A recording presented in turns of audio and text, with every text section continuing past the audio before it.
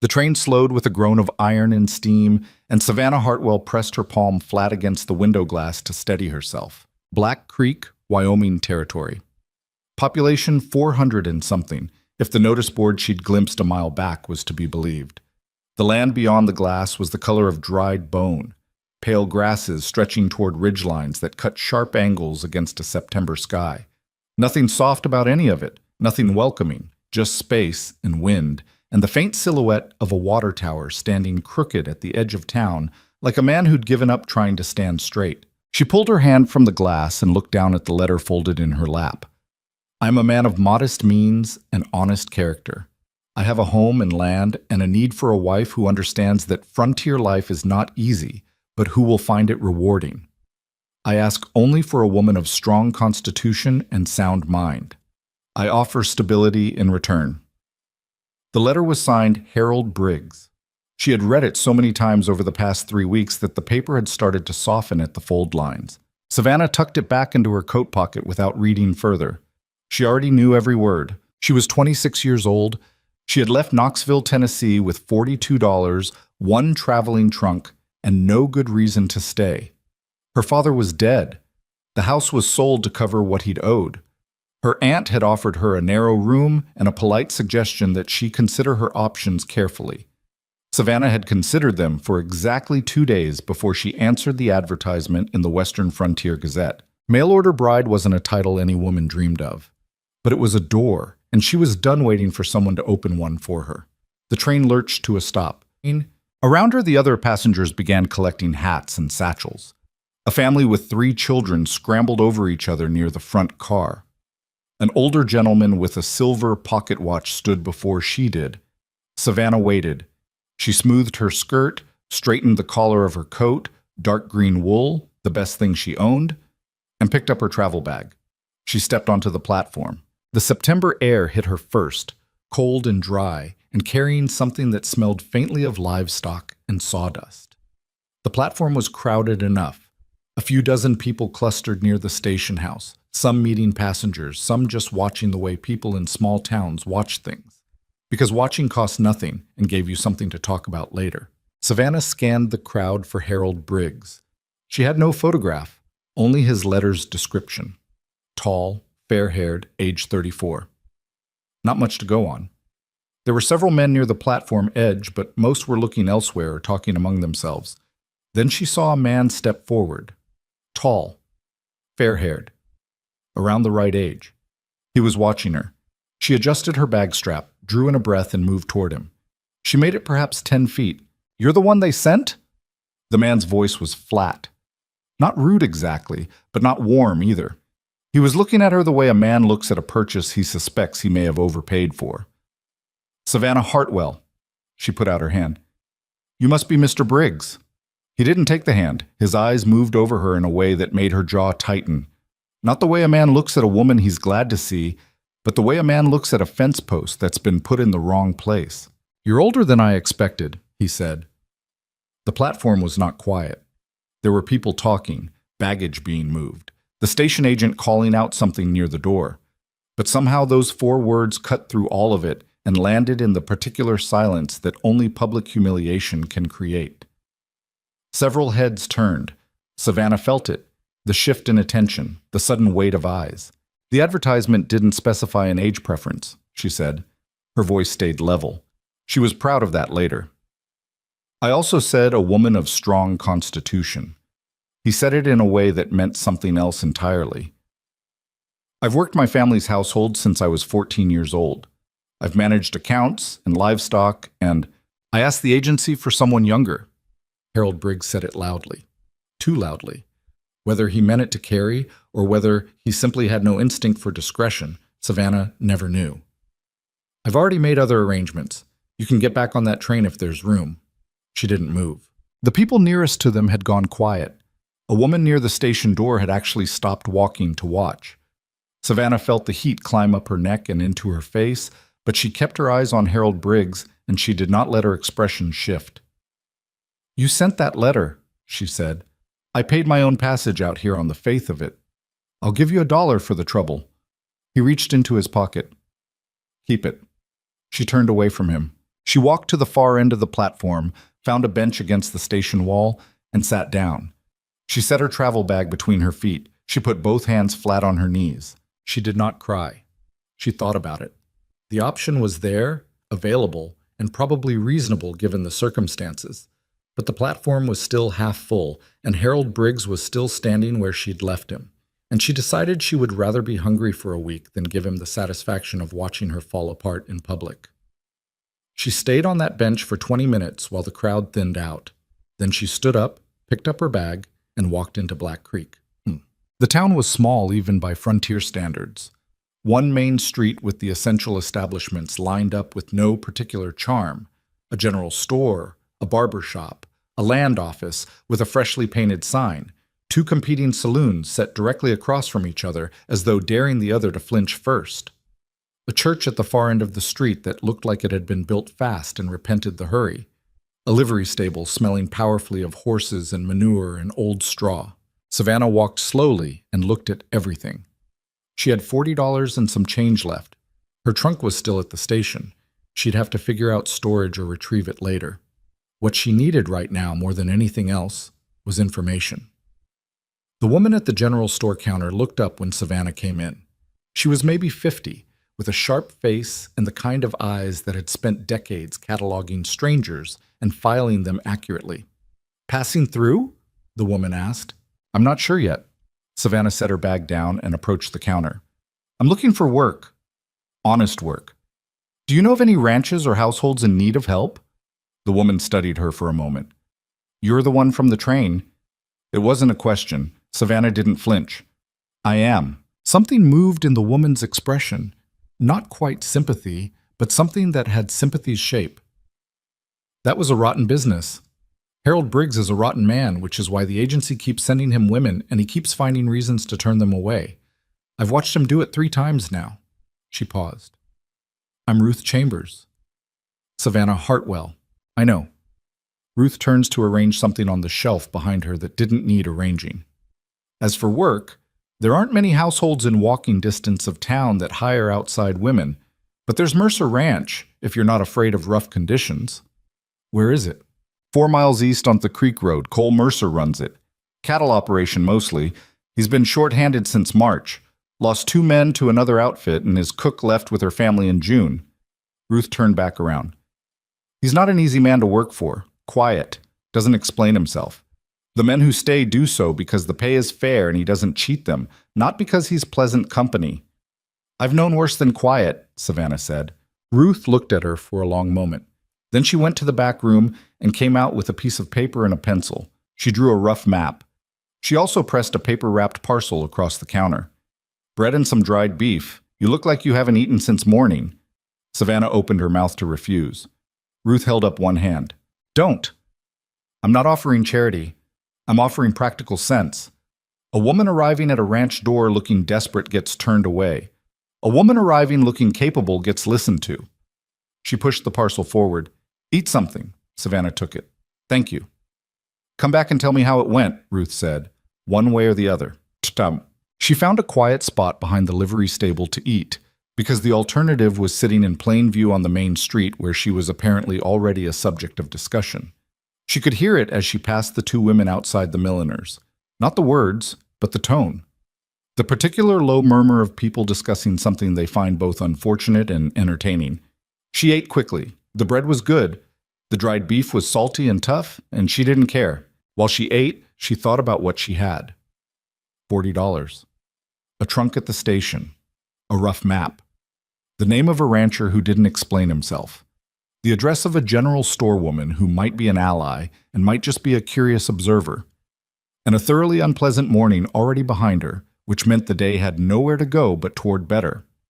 That was something. She folded the map carefully and tucked it into her coat with the letter from Harold Briggs. She wrapped the rest of the food back up, tucked it in her bag, and stood up. 4 miles east. The creek road was not well maintained. It was more a suggestion than a road. 2-wheel ruts through the grass, following the line of a thin strip of cottonwood trees that marked where water ran when there was water to run. By the time the ranch came into view, Savannah's boots were gray with dust, and she'd developed an opinion about Wyoming Territory's road conditions that she decided to keep to herself. Mercer Ranch was not what she'd feared, which was some falling down collection of boards held together by rust and habit. It was also not what she'd hoped for, which was something organized and visibly prosperous.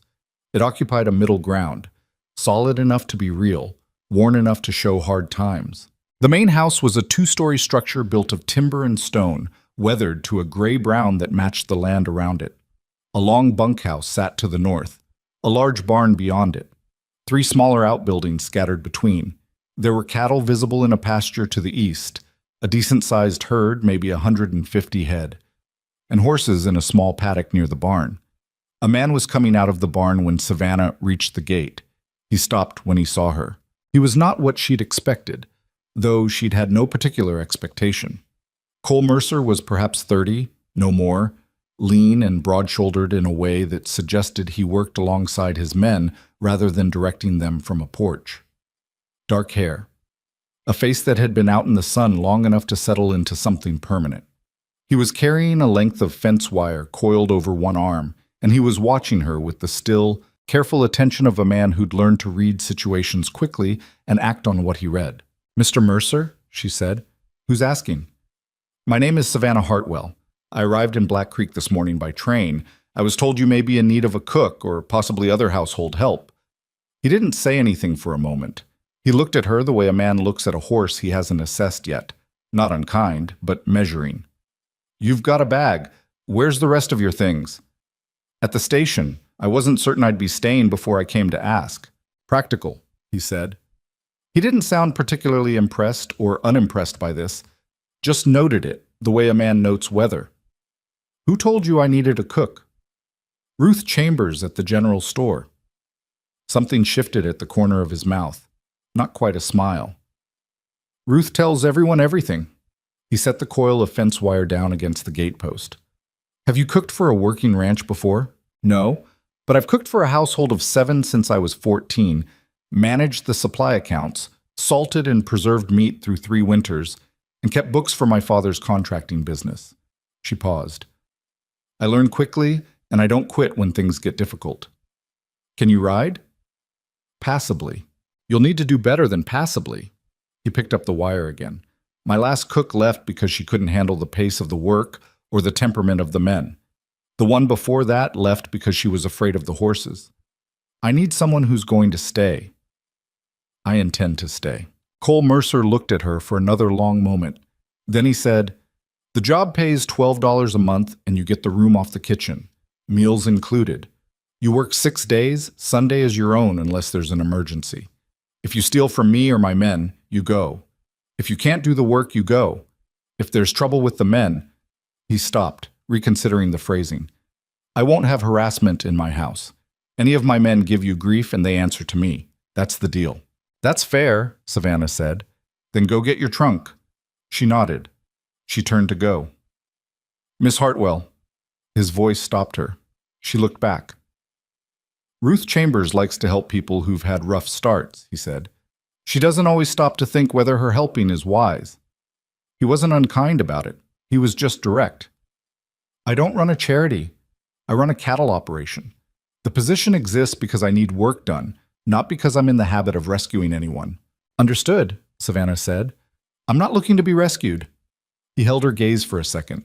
Then he picked up his fence wire and went back toward the barn. She retrieved her trunk from the station. The station agent helped her load it onto a hired wagon for 50 cents. And by late afternoon, she was installed in the small room off the kitchen at Mercer Ranch. The room held a narrow iron bed, a washstand, and 2 hooks on the wall for hanging things. The window faced east.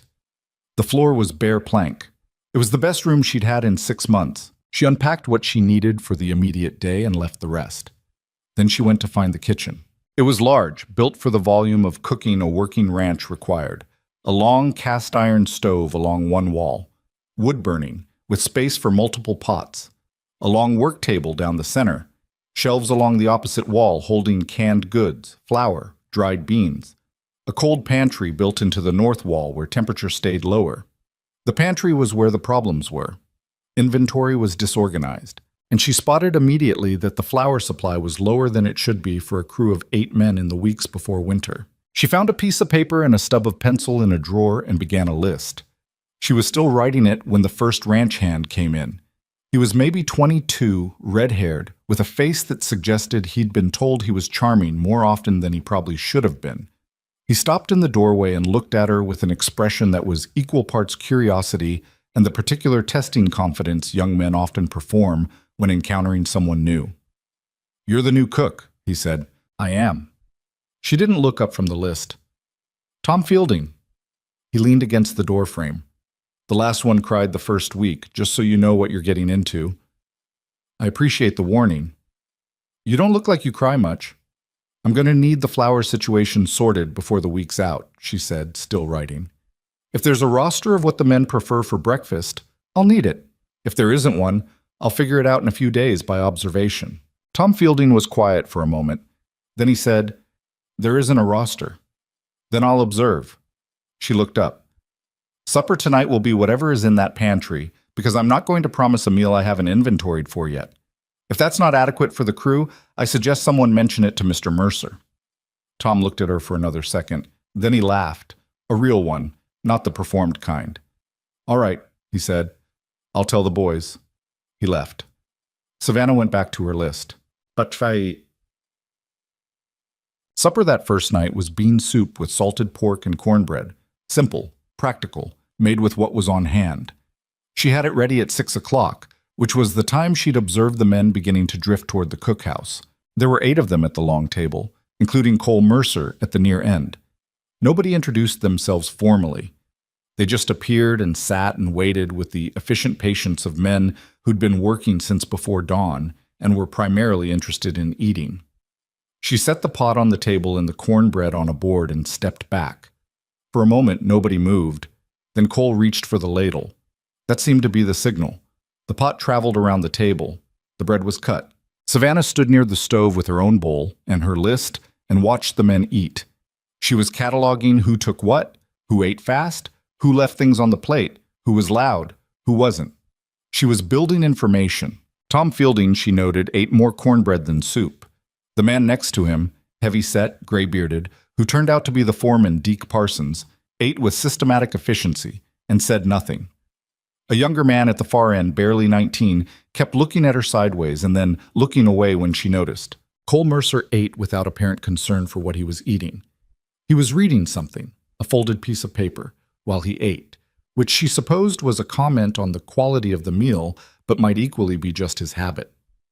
When the meal was done and the men began to clear out, she collected the dishes and began washing. Cole stopped in the kitchen doorway on his way out. "Decent," he said, "for what you had to work with." She didn't know if that was a compliment or an assessment. With him, she suspected it might be both. "I'll need to go over the supply situation with you tomorrow," she said. "We're short on some things before winter, and the window to get them in is closing." He looked at her for a moment. "My previous cook never flagged supply shortages." "I know, that's why your flour situation is what it is." There was a pause that she couldn't quite read.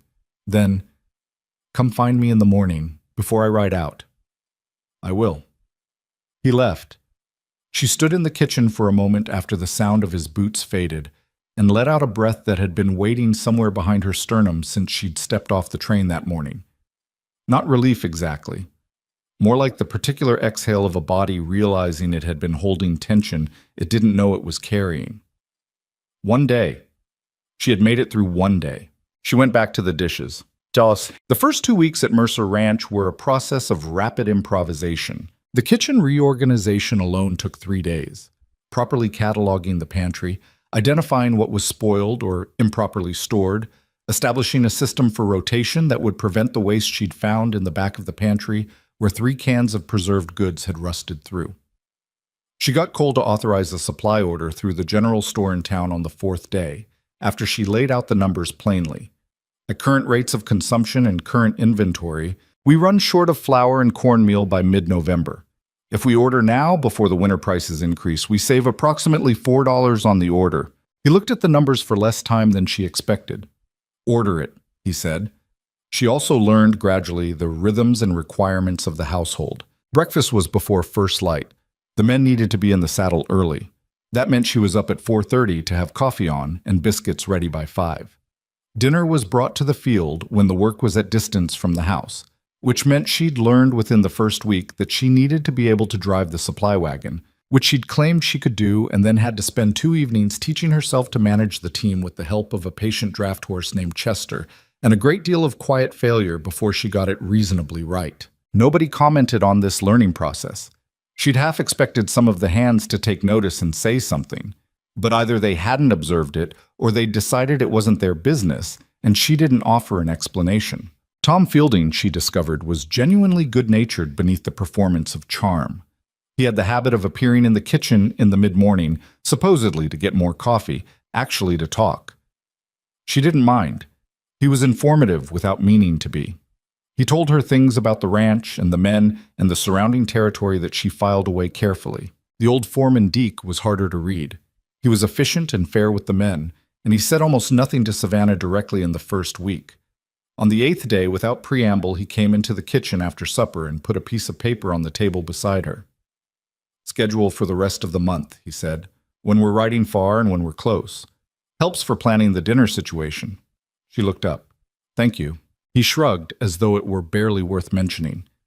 The last one didn't know how to plan ahead.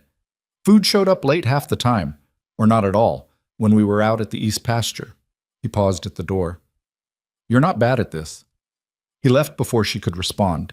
She looked at the schedule for a moment, then she smiled, privately and briefly, and put it in her notes. On the 16th day, the trouble started. Or rather, she learned that trouble had already been present for some time, and she simply hadn't been privy to it yet. She was in the yard near the water trough in the early morning, watching Chester with a concern that had developed over the previous 2 days. The draft horse had been moving with a subtle wrongness that suggested something in the left foreleg. When she heard Cole and Deke talking in the shadow of the barn doorway, she wasn't trying to listen, she was close enough to hear. "The county office received a survey request," Deke was saying, "filed by the Dunmore Land Company." "What kind of survey?" "The kind that comes before a water rights challenge." Deke's voice was flat. "Victor Kane filed it." There was a silence. "When did this come in?" Cole asked. "Letter was at the post office 3 days ago. I picked it up yesterday." Another silence, longer. "How serious?" Cole asked. "Serious enough that I'm telling you before breakfast instead of after," Deke said. Savannah moved away from the water trough before either man could turn and see her standing there. She went back inside and began making coffee. But the name stayed with her. Victor Kane, Dunmore Land Company, water rights. She didn't ask Cole about it. Not yet. It wasn't her business. She was a cook, and she'd been there barely more than 2 weeks, and the last thing she needed was to be seen as the kind of person who collected other people's private troubles and stepped into them uninvited. But she listened, and she watched. By the end of the 3rd week, she'd formed a picture of the place that was cleaner and more complicated than she'd expected. The ranch was well run in the ways that Cole Mercer controlled directly. The cattle were healthy, the men were competent, the physical operations were solid. The weaknesses were in the areas around the edges: supply management, record keeping, the kind of administrative groundwork that kept a large operation stable through the slow seasons. These things had been neglected, not from carelessness exactly, but from the particular blind spot of men who are very good at physical work and find paperwork faintly adversarial. Savannah understood paperwork. She started quietly. She reorganized the kitchen accounts. She noticed that the general store in town was charging 2 cents per pound more on cornmeal than the catalog price from the supply company in Cheyenne, and she mentioned it to Cole in a way that was useful rather than pointed. "I can get a better rate on the bulk order if I write to Cheyenne directly. Worth the postage." He said, "Go ahead."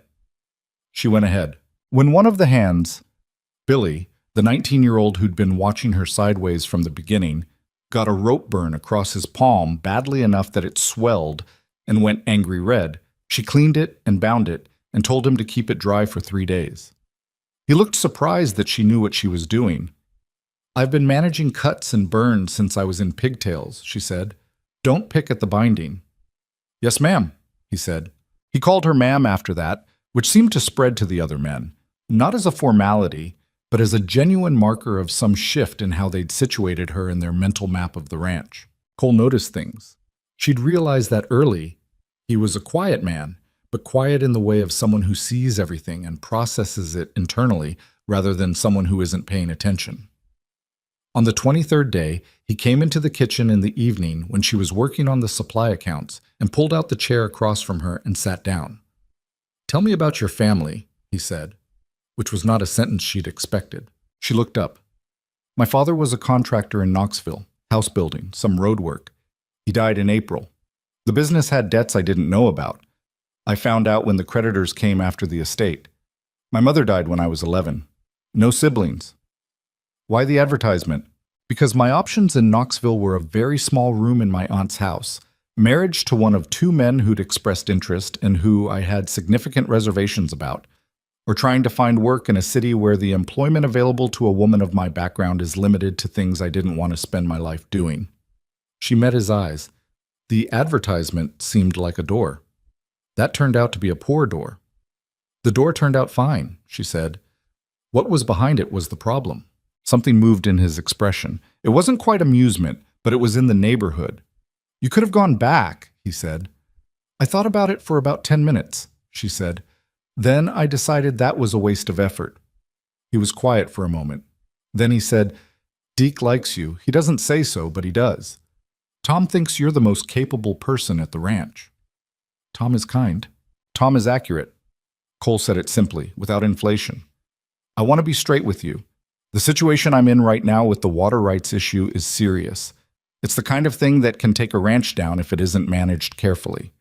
I'm telling you because you're going to hear things over the coming weeks, and I'd rather you heard it from me first than in pieces from conversations you were on the edges of." She didn't tell him she'd already heard one such conversation.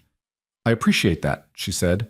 "Victor Kane is a land speculator. He works through a company called Dunmore.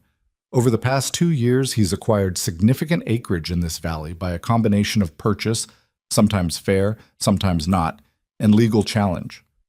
The water rights on this ranch are the most valuable thing I have. The creek that runs through the east pasture feeds the summer pasture directly, and whoever controls that water controls who can run cattle in this valley." He paused. "Kane wants that leverage." "What does he stand to gain from it?" "Control of the valley." Cole said it without drama. "If he holds the water rights on this land, he can effectively set the terms for every other ranch in the area, including what they pay to use the water and whether they can use it at all." He looked at her steadily. "I've got a meeting with a lawyer in Cheyenne next week, but legal proceedings take time and money, and Kane knows that. He'll be looking for other ways to pressure the situation in the meantime." Savannah thought about this. "Other ways like what?" "Like any friction he can create that makes holding on harder. Supply disruptions, personnel trouble, things that wear a man down." He folded his hands on the table. "I'm telling you all this because you should understand what you're walking into. If you decide this situation is more than you signed on for, I'll give you a month's pay and see to it that you get back to town safely. That's not a threat, it's an offer." Savannah looked at him for a moment. "Mr. Mercer," she said, "I took a train across several states to start a life from nothing after arriving here with $40 and being publicly rejected by a man I'd never met. The situation you're describing sounds difficult, but it doesn't sound worse than that morning." She picked up her pencil. "I'd like to finish these accounts." He held her gaze for a count of 3. Then he stood. "Suit yourself," he said. He went to the door, stopped. "My father named this ranch," he said, not quite turning. "He built it from 30 head of cattle and a section of bad land. He spent 20 years making it what it is." A pause. "I'm not going to let it go." "No," Savannah said. "I don't expect you will." He left. She sat in the kitchen with the lamp burning and her list of numbers in front of her, and she thought about water rights and land speculators and the particular stubbornness of a man who'd inherited something worth fighting for. She thought about what it would mean to fight for a thing that wasn't yours, and she thought about how that was perhaps the wrong way to frame the question. She'd walked 4 miles down a dirt road to knock on a stranger's door and ask for the chance to work. She'd reorganized a pantry and learned to drive a wagon and bound a man's wounded hand and sent a letter to Cheyenne about cornmeal prices. She'd been here less than a month and she'd already made this place function better than it had before she came. Maybe the more useful question wasn't what she was fighting for. Maybe it was what she was willing to fight with. She turned back to the accounts. The numbers at least were honest. The numbers told you exactly what you had to work with, and that was always the first thing you needed to know. The end of September brought the first hard cold. Savannah woke on the first morning of October to find frost on the inside of her window glass, and a fire already lit in the kitchen stove by someone, she never confirmed who'd come through before she rose. She found that quietly touching in a way she didn't examine too closely. She had been at Mercer Ranch for 31 days. She was making coffee when she heard the horses. More than one. Coming fast. She went to the window. 3 riders in the yard. Strangers, not ranch hands.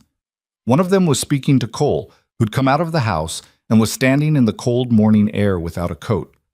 She couldn't hear the conversation, but she could see Cole's face, and what she saw there wasn't alarm.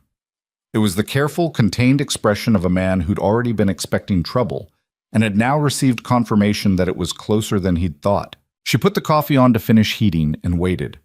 When Cole came inside, he stood in the kitchen doorway for a moment before speaking. "Kane's requested an expedited review of the water survey," he said. "The county's sending an assessor out to the property next week." "Can they do that?" Apparently his lawyers found a mechanism to accelerate the process. His voice was level. "The lawyer I was supposed to meet in Cheyenne next week. I need to go sooner." He looked at her. "Can you manage the household for 3 days without me? Deke will be here, but if you need anything..." "I'll manage," she said. "Go." He went. The kitchen was quiet. The coffee pot was heating. Through the window, she could see the 3 riders departing and the frost glinting on the grass of the east pasture in the early light. She poured herself a cup of coffee, added nothing to it, stood at the window for a moment looking at that frost-covered pasture, at the cattle moving slowly in the far distance, at the thin strip of cottonwood trees that marked the path of the creek that someone else wanted to take. She turned back to the stove. There was breakfast to make. 6 men to feed before they rode. A week of meals to plan before the assessor came, because you never knew who might end up at the table and it cost nothing to be ready.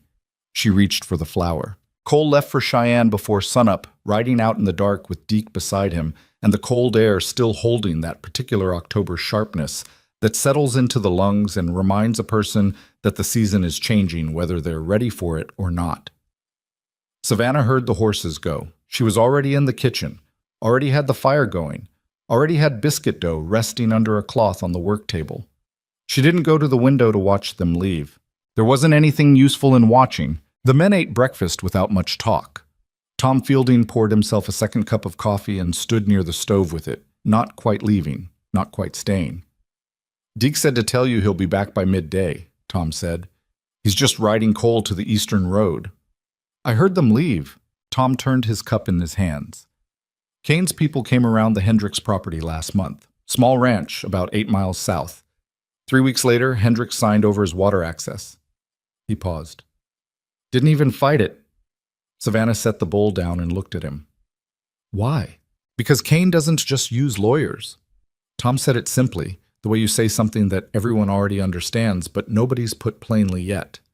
"He uses pressure. The kind you can't exactly report to the county office, but you feel everywhere.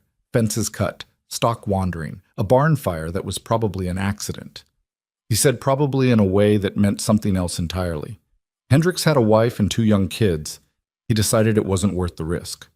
"And Cole?" Tom looked at his coffee. "Cole doesn't have a wife and kids." He said it without expression.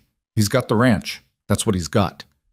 He left before she could respond, and Savannah went back to her biscuits and thought about what it costs a man to hold on to something when holding on is all he has. The day passed with the usual work. Meals and dishes, and a section of the kitchen floor that had developed a crack she stuffed with rags against the draft, and an hour in the afternoon going over the account books because there was a discrepancy of $3 in the September supply tallies that bothered her until she found it. A vendor in town had rounded up, twice, on separate orders, in a way that was easy to miss if you weren't looking closely. She made a note. When Deke returned at noon, he ate standing up, which seemed to be his preference, and didn't say much. By late afternoon, she had supper started. Salt pork and boiled potatoes, nothing elegant, everything solid, and was carrying water from the well when Billy came running from the direction of the east pasture at a pace that made her set the bucket down. "What happened?" she said. Pete got his foot caught in the wire, Billy said, breathing hard. Bad cut. Deke sent me up. She didn't hesitate. She went to the cabinet where she'd reorganized the medical supplies, previously scattered across 3 different locations, none of them logical. And she had what she needed in under a minute. Clean cloth, the carbolic solution she'd requested be added to the last supply order, needle and thread in case it came to that. Pete Ryland was sitting against the fence post with one boot off and his sock soaked red. He was maybe 40, a quiet man who she knew mostly by the way he drank his coffee and the fact that he never asked for seconds of anything. He was pale and tightly controlled about the pain, which she recognized as the posture of someone who'd decided that showing pain was more trouble than it was worth. "Let me see it," she said. He showed her. It was bad enough, a deep laceration across the outside of the foot from a snapped wire end, but not as bad as the blood quantity suggested. She cleaned it, which he bore without a sound, and pressed the cloth tight, and made her assessment. "You'll need to stay off it for at least 4 days," she said. "The cut's clean enough that it should close without stitching if you keep it bound and dry, but if you put weight on it before it's ready, you'll reopen it, and then I'll have to stitch it, and you won't enjoy that." "I've got work," Pete said. "You've got 1 foot," she said. "Treat it accordingly." He looked at her for a moment. Then, almost imperceptibly, the corner of his mouth moved. "Fair enough." She bound the foot and got him to the bunkhouse with Tom's help, and by the time she got back to the kitchen, the salt pork had begun to stick to the bottom of the pan. She caught it before it burned. Not by much. That night after supper, washing up alone, she thought about what Tom had said. He's got the ranch. That's what he's got. She thought about the kind of life that gets distilled down to one thing. A piece of land, a water line, a name on a deed, and what it does to a person to have that one thing threatened. She understood it in her own way. Not land, but the particular feeling of holding on to something that is all you have left and knowing that if you lose it, there is nothing behind it. She understood that well enough. Cole came back from Cheyenne on the 3rd day, in the late afternoon, looking like a man who had received information he'd expected but hadn't wanted confirmed. Deke met him at the gate. Savannah watched from the kitchen window as the 2 of them talked for several minutes in the yard before Cole came inside. He sat down at the kitchen table without being invited, which she'd noticed he'd started doing. The kitchen had become, without either of them formally deciding it, the place where things got said that needed saying. "The lawyer thinks we have a solid case," Cole said. "But solid and fast are different things. A water rights challenge can take months to resolve if Kane pushes it through every available stage of review." "And meanwhile, the assessor is coming next week," Savannah said. "Yes." He folded his hands on the table. He looked tired in a way that had nothing to do with the ride. "There's something else. My brother's in town." She waited. "I have a younger brother, Nate. We haven't spoken in 3 years. He said it the way you say something that has a long story behind it, but you're only going to give the necessary part. He wrote me 6 months ago asking to discuss the ranch's future. I didn't answer. Now he's here." "Did you know he was coming?" "No. Is that a problem?" Cole looked at his hands. "Nate thinks the ranch should be sold. He's thought that for 3 years. He has a half interest in it through my father's estate. He never claimed it while my father was alive, but after the funeral he started talking about liquidating the asset. He said asset with a flatness that expressed everything he thought of that framing. We disagreed. He left. Now he's back, and Kane is filing water challenges, and the timing bothers me." Savannah stood very still. "You think your brother is connected to Kane's people," she said. "I think the timing is strange." Cole looked up. "I'm not certain of anything. Nate isn't a bad man. He's always seen this ranch as something to sell rather than something to keep, and he's never been wrong about the financial math. It would have been worth more sold 3 years ago than it is now, with the legal complications." A pause. "I don't know why he's here, but I need to talk to him before he talks to anyone else." "When?" "I told him to come to supper tomorrow." Savannah absorbed this. "I'll make sure the meal is suitable." Cole looked at her. "It's not about the meal." "I know, but a good meal is a better table for a hard conversation than a poor one. Give me whatever advantage I can give you."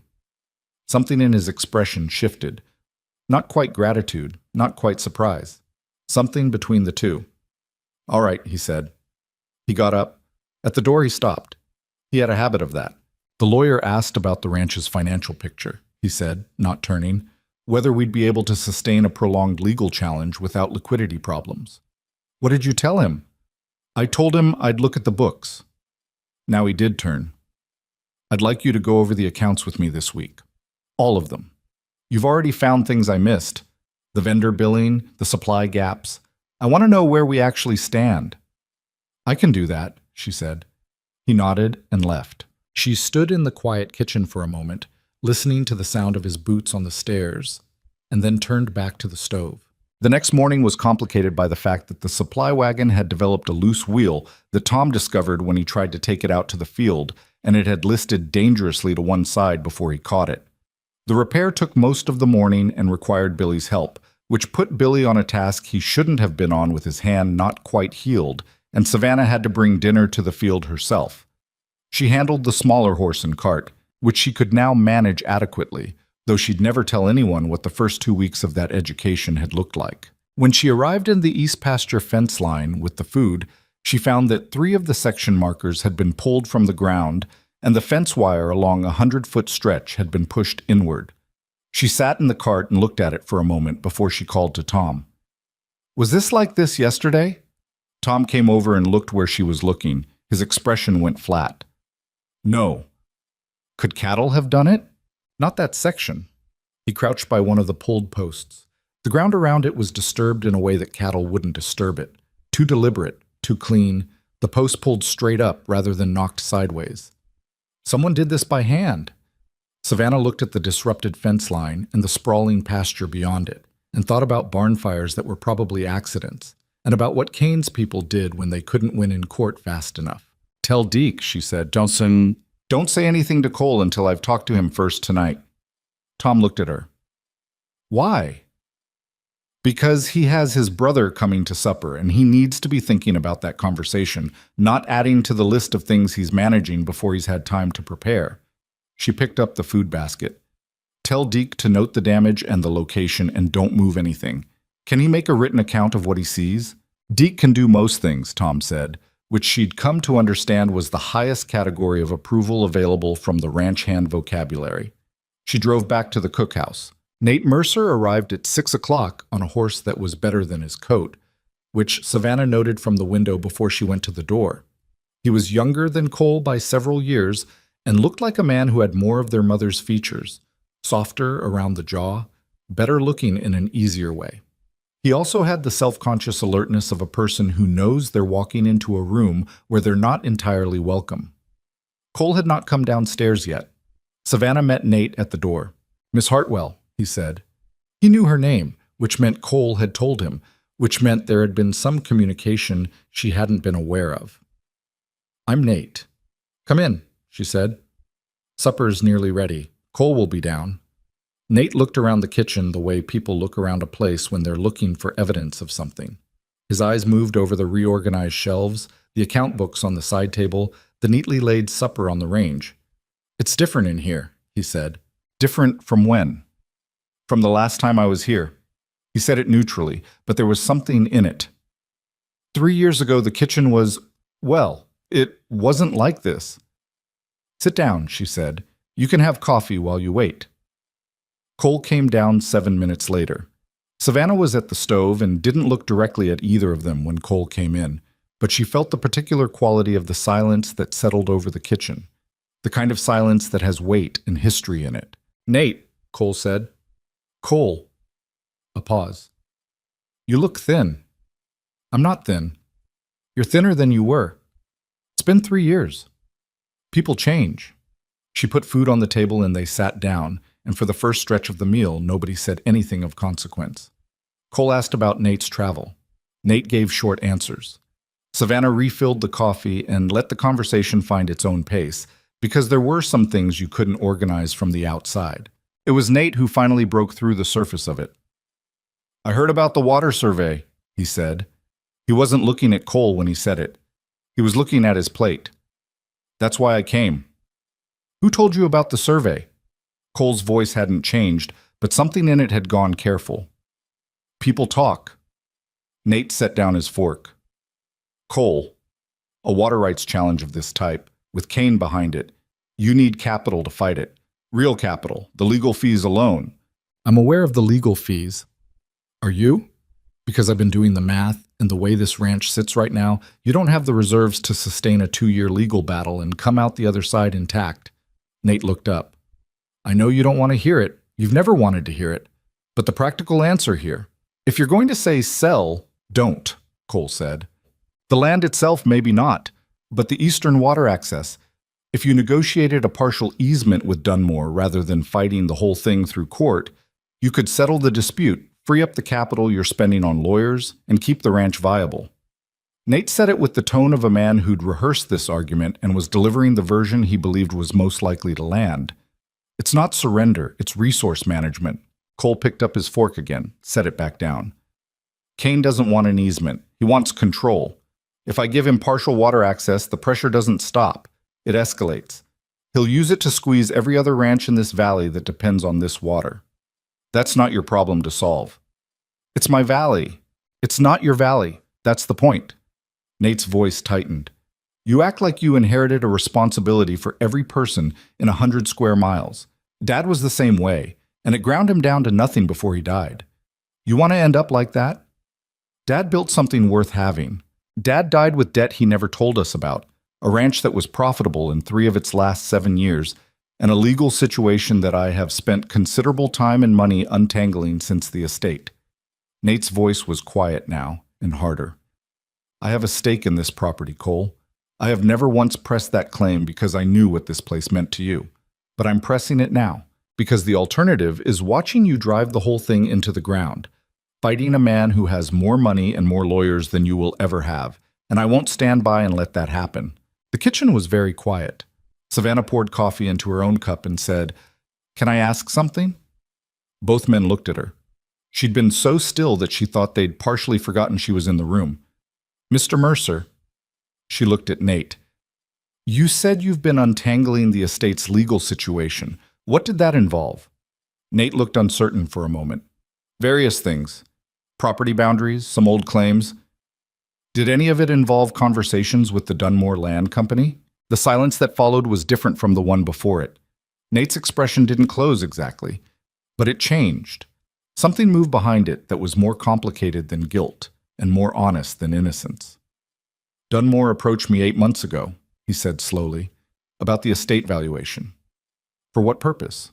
They wanted to understand the ownership structure of the water rights. Who held what percentage interest through the estate? He looked between her and Cole. I didn't give them anything that wasn't public record. I told them the arrangement was Cole's business to discuss. Cole was looking at his brother with an expression that had gone very still. You talked to Kane's people, Cole said. I talked to a property lawyer who identified himself as working on behalf of a development company. I didn't know it was Kane specifically until later. Nate met his brother's eyes. I'm telling you that now because I think you have a right to know it, and because I don't think what I did was wrong, but I understand why it might look that way to you. Another silence. Savannah watched Cole sit with this information. She watched him absorb it and not react and absorb it some more. She'd never seen a man control himself quite the way Cole Mercer controlled himself. Not suppression exactly, more like he had a long-practiced habit of letting things settle to the bottom before he responded to them. All right, Cole said finally. Nate blinked. All right? You didn't give them anything actionable. They already knew the ownership structure through public filings. I'm not going to argue with you about a conversation from 8 months ago. Cole picked up his fork again. I'll tell you what I'm not going to do. I'm not going to negotiate an easement. I'm not going to sell the water access. I am going to fight this through the county process and through court if necessary, and I'd like to do it with your cooperation rather than over your objection, but I'm going to do it either way. What, Bosman Iaz? Nate was quiet for a long moment. He looked at his plate. He looked at his coffee cup. He looked, for a moment, like a younger brother rather than a business opponent, like someone who'd come back expecting a fight and wasn't quite sure what to do with the absence of one. You're impossible, Nate said, but the edge had gone out of his voice. So I've been told. Cole looked at Savannah. Is there more coffee? There is, she said, and brought it. Nate stayed 2 more days, and they were not easy days, but they were more honest than the first night. Savannah observed them with the particular attention she'd learned to apply to everything at Mercer Ranch, the way brothers who had not spoken in 3 years relearn each other's rhythms, the pauses and the recalibrations, the places where old wounds were close to the surface, and both men navigated around them with varying degrees of grace. On his second morning, Nate found her in the kitchen before the rest of the household was up. "You asked me that question last night deliberately," he said. He poured himself coffee without asking, which she noted. He was beginning to treat the kitchen as a place where he had some right to be, which was either a good sign or a complicated one. "What question?" "About Dunmore. You already suspected I'd had contact with them." "I suspected there might be more to the timing of your visit than coincidence," she said carefully. "I didn't suspect you specifically. I thought it was worth asking." He sat down. "Cole trusts you." "I work for him." "That's not what I mean." Nate looked at her with the direct appraisal that seemed to run in the family. "He doesn't trust people easily. It took him 3 years after our father died to let Deke make significant decisions without checking them first. The fact that he's showing you the account books—" He stopped. "I have a background in accounts," she said. "That's not what I mean either," Nate said. "You know it isn't." Savannah was quiet for a moment. Outside, the frost on the ground had gone to mud in yesterday's midday warmth and refrozen overnight, and the morning light was coming through the east window, thin and pale. "What do you want from this conversation?" she asked. Nate turned his coffee cup. "I want to know if there's a way to help that doesn't require me to fight Cole's instincts at every turn. Because I meant what I said. I don't want to watch him lose this place. I just don't believe his plan is sufficient to prevent it."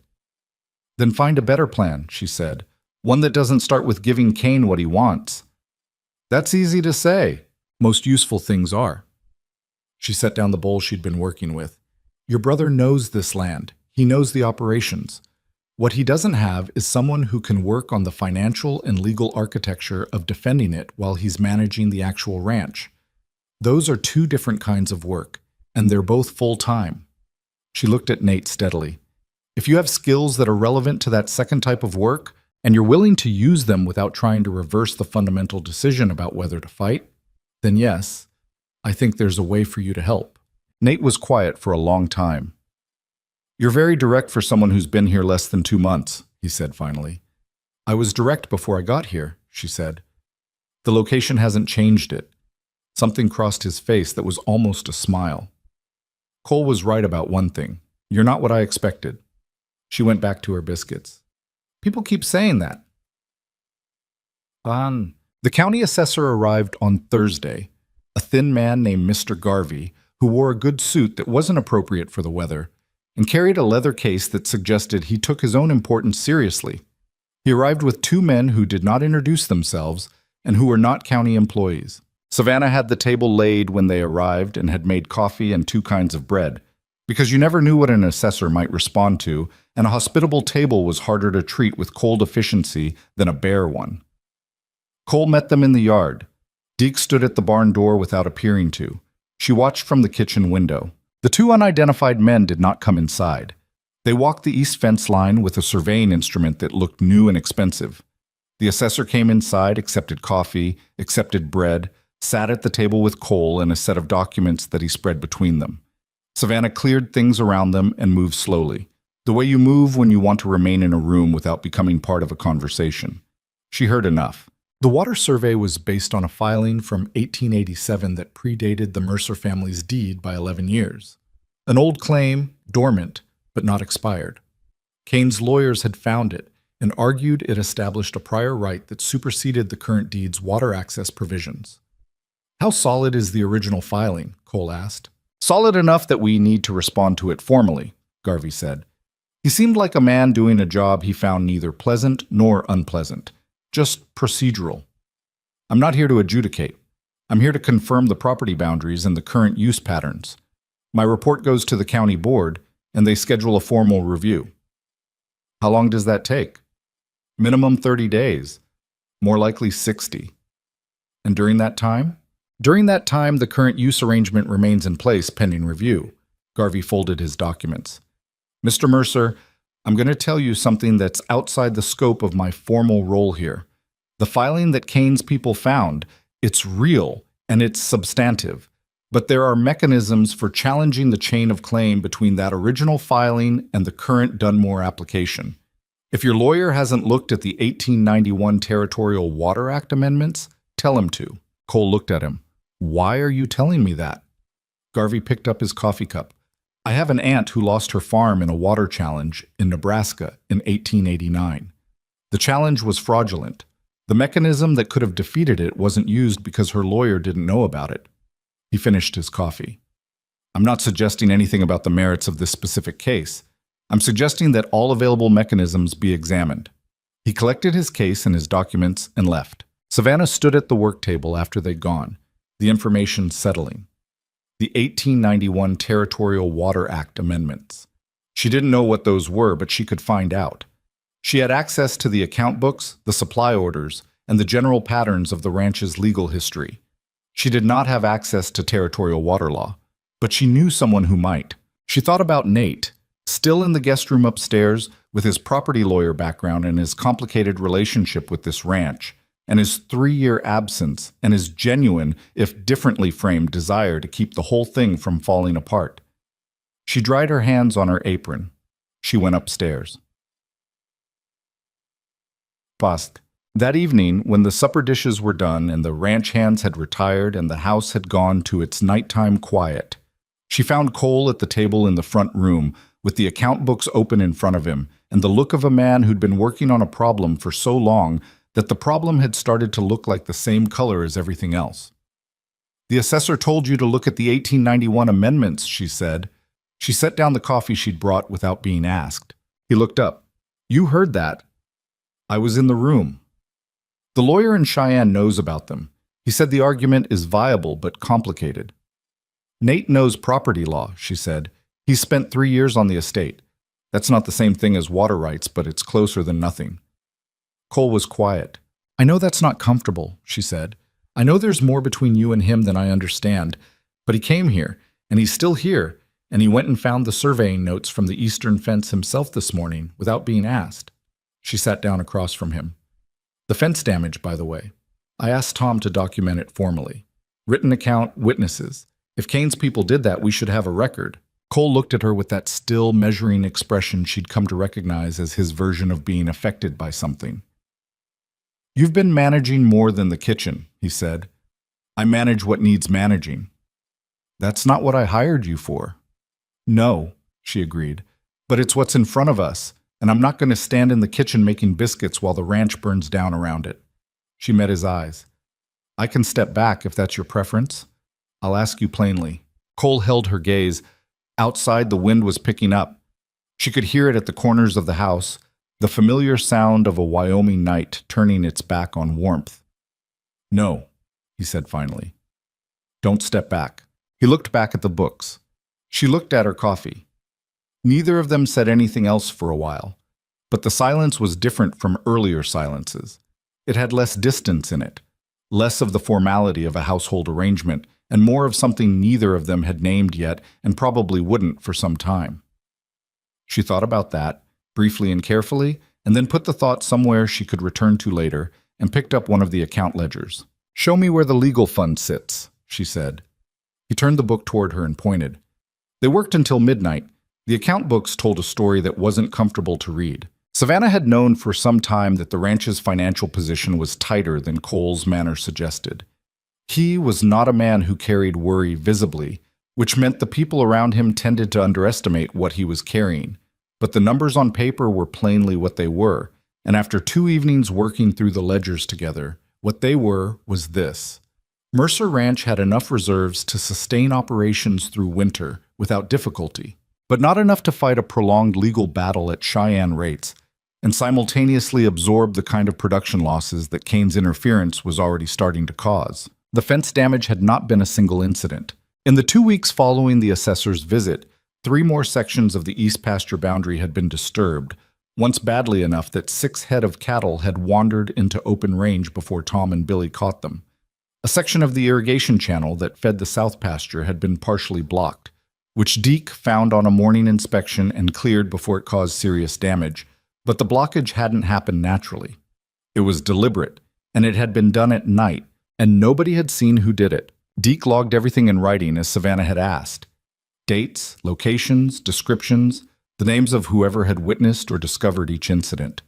The log was growing in a way that nobody wanted to look at directly, but everyone was aware of.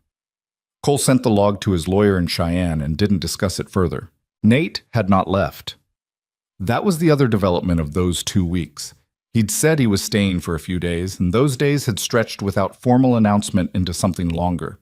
He'd started riding out with Deke in the mornings, which Deke permitted without comment, and he'd spent 2 long evenings at the kitchen table with property documents and a correspondence he was carrying on with a water law specialist in Denver. He and Cole did not talk easily. They circled things rather than approaching them, which was apparently a Mercer family trait, but they were talking, and that was more than had been true 3 weeks ago. It was Tom Fielding who came in one evening with news that changed the shape of everything. Savannah was at the stove when he came through the kitchen door, and she knew from the way he moved that what he was carrying was not ordinary. "Sit down," she said before he could speak. He did. He took off his hat and turned it in his hands. "I was in town this afternoon picking up the supply order. Ran into Frank Lester. He runs the small outfit on the North Road. You might have seen his land when you came in." He paused. "Kane's men were at the land office this morning. Frank saw them. They filed an amendment to the water survey, expanded the scope to include not just the Eastern Creek access, but the main channel that feeds the South Pasture." Savannah set the spoon down. "That's the water source for the entire operation," she said. "Yes, ma'am." "Did Frank say anything else?" "He said there were 2 of them he didn't recognize, and one of them was a man named Cutter, local hire, the kind of man who finds employment doing things that want doing quietly." Tom's voice was careful and deliberate, the way voices get when the information inside them is potentially dangerous. "Cutter's been seen at 3 of the properties Kane acquired in the past year, always around the time things started going wrong." Savannah absorbed this. "Where's Cole?" "East Pasture. He'll be in before supper." "All right." She thought for a moment. "Don't say anything to the other men yet. I want Cole to hear it first and decide how to handle it." Tom nodded. He started to get up, then stopped. "Miss Hartwell, what do you think happens if Kane gets the water challenge granted?" She looked at him steadily. "I think every ranch in this valley that depends on this water source pays whatever Kane decides to charge, or they dry up." She paused. "And I think he knows that, and it's exactly what he's planning." Tom put his hat back on. He didn't say anything else. There wasn't anything else to say. Cole came in at 6, dusty and cold, and she had the kitchen clear of everyone else when he did. She told him what Tom had told her, plainly and in the right order, without softening it or inflating it. He listened without interrupting. When she finished, he stood at the kitchen sink for a moment with his hands on the edge of it, not moving, not speaking. She'd seen this before by the way he stilled completely when he was working through something serious, like a man who didn't trust himself to move until he knew which direction he was moving in. "The South Pasture Channel," he said. "Yes. If he gets control of that, we can't run cattle on 3/4 of this land. The East Creek alone isn't sufficient for winter grazing." "I know." He turned around.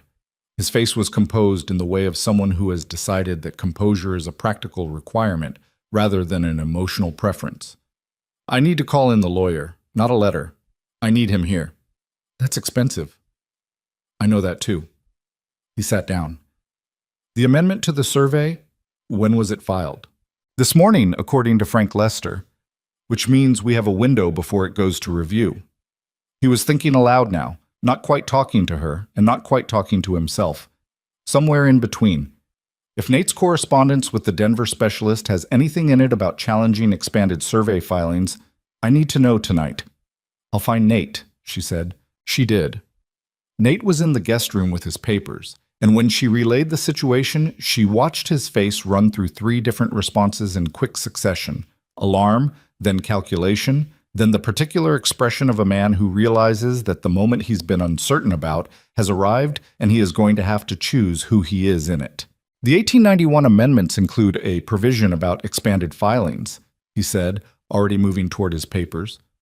"If a water survey is amended to significantly increase its scope within the same filing period, there's a challenge mechanism that requires the amended filing to be treated as a new claim, which resets the review timeline and requires the claimant to reestablish standing.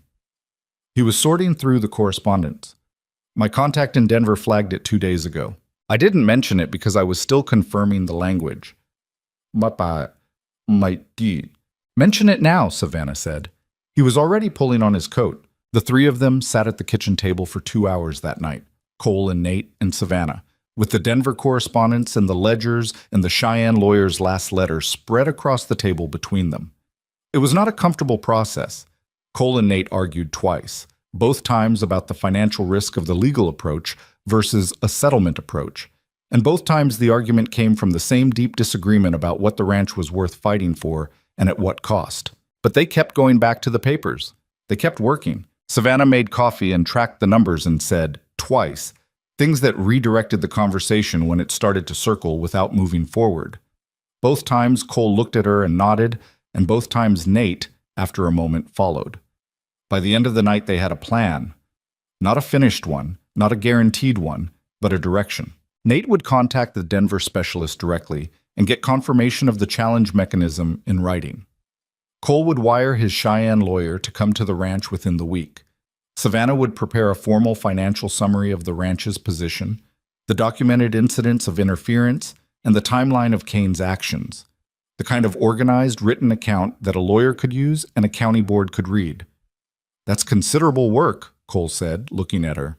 I've been keeping records since October, she said. Most of it's already done. He held her gaze for a moment. You've been doing this without being asked. I've been doing it because it needed doing. Nate looked between them and said nothing, which was its own kind of comment. So, the lawyer arrived from Cheyenne 4 days later, a compact, sharp-faced man named Aldous Fenn, who had the efficient manner of someone who charges by the day and doesn't waste either his time or his clients. He read Savannah's compiled summary at the kitchen table in 40 minutes without looking up, and when he finished, he tapped the stack of papers level against the table and said, "Who put this together?" "Miss Hartwell," Cole said. Fenn looked at her. "You have a legal background?" "No, I have an accounting background and I pay attention. The incident documentation alone would take a junior clerk a week to compile in this form." He set the papers down. "This is useful, very useful. The pattern of interference is documented in a way that could support a harassment claim alongside the water rights challenge, which changes the legal landscape considerably." He paused. "The amended survey filing. Your brother has the Denver correspondence?" "In here," Nate said, and passed it over. Fenn read that too, more quickly. He was the kind of lawyer who read fast and remembered completely, which Savannah found reassuring in a way that had nothing to do with warmth and everything to do with competence. "The expanded filing challenge is viable," Fenn said. "Not certain. Nothing is certain in county water proceedings, but viable. It buys us time, which is what we need right now." He looked at Cole. "I want to be clear about the overall picture. Kane has more legal resources than you do. That doesn't mean we lose. It means we have to be smarter and more prepared at every stage, because we cannot afford to lose ground through disorganization." He nodded at the compiled papers. "This is the opposite of disorganized. Keep doing this." After Fenn had been settled in the guest room and Nate had moved to the bunkhouse with minimal objection, Cole found Savannah in the kitchen. She was washing the supper dishes. It was late, past 10, and the ranch was quiet. He picked up a dish towel without saying anything and dried the bowl she'd just washed. She looked at him sideways. He didn't look back. "You don't have to do that," she said. "I know." They worked in silence for a minute. "Ben thinks we have a real chance," he said. "He said viable. That's not the same as certain." "No." He set the dried bowl on the shelf. "But it's more than I had a month ago." He took the next dish she handed him. "More than I had before you got here." The kitchen was warm from the stove, and outside the wind had picked up. It came off the ridgeline in October with the persistence that you either learned to ignore or you left Wyoming over. Savannah had learned to ignore it. "You're thinking about the finances," she said. It wasn't a question. "Fenn's fees are significant." "I know. I built them into the summary." She handed him the last dish. "The reserve is sufficient for the legal fight if we tighten the operational spending in 2 areas and the cattle prices hold through the spring sale." She paused. "It's tight, not impossible." Cole dried the dish and set it down and was quiet for a moment. My father mortgaged the south pasture once, he said. In 1883. Drought year. He paid it back in 4 years. He folded the dish towel. He never told me about it until the month before he died. He thought I'd see it as weakness. Would you have? I was 20 when it happened, probably.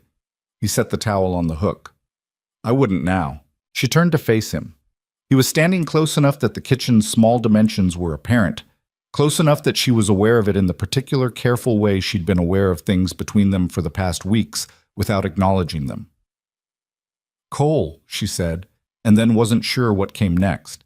He looked at her with the same still attention he gave everything. The honest, unguarded kind that she'd come to understand was not common in him with people, but was apparently what she got. Not now, he said, not unkindly. There's too much else. I know, she said. I wasn't going to. She stopped. I know. They stood in the kitchen for a moment with the space between them being honestly what it was, and then he picked up his hat from the peg and said goodnight and went upstairs. And she stood at the window and listened to the wind and thought about the particular difficulty of having feelings for someone in the middle of a crisis when the crisis demanded everything both of you had. She went to bed. The following week was the worst one. It began on Monday when Billy came back from town with his eye swollen shut and 2 fingers on his right hand bent at angles that were not natural. He sat in the kitchen and let Savannah look at his hand without talking about how it happened, which told her almost everything. Tell me, she said. 2 men outside the feed store, he said. He was 19 years old and his voice was controlled with the effort of someone who has decided not to show how frightened he is. I didn't know them. They knew my name, though. They knew I worked at Mercer Ranch. She straightened the fingers as carefully as she could, which made him go white, but he didn't pull away. What did they say? That men who work for a ranch in a water dispute have a habit of making bad decisions, and that the smart thing was to encourage my employer to reconsider his position before the weather got too bad to make travel convenient. He paused, and then one of them grabbed my hand. She wrapped it and packed it with cold, wet cloth for the swelling. 2 of the fingers were dislocated, not broken. She'd felt enough difference by now to be reasonably confident, and she'd gotten them back into position, which was not a pleasant thing to do or experience, but was better than leaving them. Does Cole know? She asked. Not yet. He needs to know. She looked at Billy steadily. I'm not asking you to make a formal complaint if you don't want to, but Cole needs to know this happened because it changes the nature of what we're dealing with. Billy was quiet. Miss Hartwell, I'm 19 years old and I grew up in Nebraska on a corn farm. I took this job because the pay was fair and Deke seemed like a straight man. I didn't sign up for... He stopped. I don't know if I... You don't have to decide anything right now, she said, except whether to tell Cole. He told Cole. Cole's reaction was quiet in the way that genuinely frightening things are quiet. He listened. He asked 2 questions. Where exactly, and could Billy describe the men? Then he thanked Billy, told him to rest the hand, and walked out to the yard. Savannah watched from the window. He stood in the yard for a long moment, facing east, toward the pasture, toward the creek line, toward whatever was out there that was moving against him with increasing directness. Then he came back inside and found Deke. She couldn't hear that conversation. But she saw Deke's face when it was done, and she'd never seen Deke Parsons look like that. Something had moved beneath the efficiency and the gray-bearded practicality, something older and less forgiving. That evening, Fenn and Cole and Nate had a long meeting in the front room. Savannah was not included, and she did not try to be. She made coffee and left it at the door and went back to the kitchen. An hour later, Nate came to find her. He stood in the kitchen doorway with his hands in his pockets and the look of a man revising something fundamental about his understanding of a situation. Kane sent someone to talk to me, he said. She stopped what she was doing. Last week, in town. He came in and sat down, which was his habit now. I didn't know what to make of it at the time. A man approached me at the hotel and said he was representing a development interest and that they were prepared to offer a significant settlement that would resolve the water dispute and include a buyout of my estate interest at above market value. He looked at his hands. I told him I'd need to discuss it with Cole. I also told him I'd need to know who he was working for. He told you it was Kane. He implied it without confirming it. I came back to the ranch and I've been trying to decide whether to tell Cole for a week. Nate's voice was flat, with the particular flatness of a man judging himself. I should have told him immediately. Yes, Savannah said. She didn't soften it. Why didn't you? Because for about 48 hours I actually considered it. He looked up. The number they offered for my estate interest was real money, more than I'd see from a gradual inheritance payout over years of uncertain operation. He said it plainly, without dressing it. I considered it. I'm telling you that because you'd see it anyway, and I'd rather say it than have you work it out. Savannah was quiet for a moment. And now? She said. And now a 19-year-old kid has two bent fingers because Kane's people are willing to hurt ranch hands to make a point. Nate's jaw tightened. I'm done considering it. Then tell Cole tonight. I know. He didn't move immediately. He's going to be angry. Probably. He has every right to be. Yes. She looked at him. He also needs to know that you're telling him, and why. There's a difference between a man who made a questionable choice in a hard moment and decided to come clean, and a man who stayed quiet to protect his options. She paused. You're the first kind. Make sure he understands that. Nate looked at her for a moment. Then he nodded and stood up. It was a difficult conversation. She heard raised voices from the front room, which was the first time she'd heard Cole raise his voice, and it had the quality of something that had been compressed for a long time finally releasing. It lasted perhaps 20 minutes. Then it went quiet. When Nate came back through the kitchen, his face was the face of a man who has received what he deserved and is deciding to accept it rather than argue with it. He went upstairs without speaking. Cole came into the kitchen 10 minutes later. He sat down, poured the last of the cold coffee, and drank it without warming it. He's staying, he said. I thought he might. That was your doing, what you said to him. He was going to tell you anyway, Savannah. He said her name with a directness and a fatigue that stopped the sentence. Stop explaining yourself. I know what you do and why you do it. I've known for a while now. She looked at him across the kitchen table, at the lines of tiredness around his eyes, and the particular set of his mouth that she'd learned to read as something close to honesty about to happen. What do you want me to say? She said. Nothing. I want you to hear something. He set down the coffee cup. Whatever happens with Kane, whatever the county decides, whatever Fenn argues and wins or doesn't win, I want you to know that I'm aware that this ranch is standing in better shape than it would be if you hadn't come. Not because of the legal documents, though those matter, because of... He stopped. He was not a man who found this easy. Because of all of it. Everything you've done. It was not a declaration. It was not a moment from a story where everything opens up into clarity and warmth. It was a tired man at 10 o'clock in the evening saying something true that had been accumulating for weeks, and it landed exactly the way true things land. Not like a wave, but like the ground coming back under your feet after a long time without it. I know, she said. He nodded. He got up. He stopped at the door.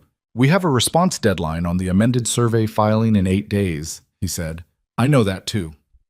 Get some sleep. He said it like a practical suggestion, not a sentiment. You've been up past midnight 4 nights this week. So have you. I have fewer years of this in me than you do, he said, which was a strange way to say something but was somehow clear.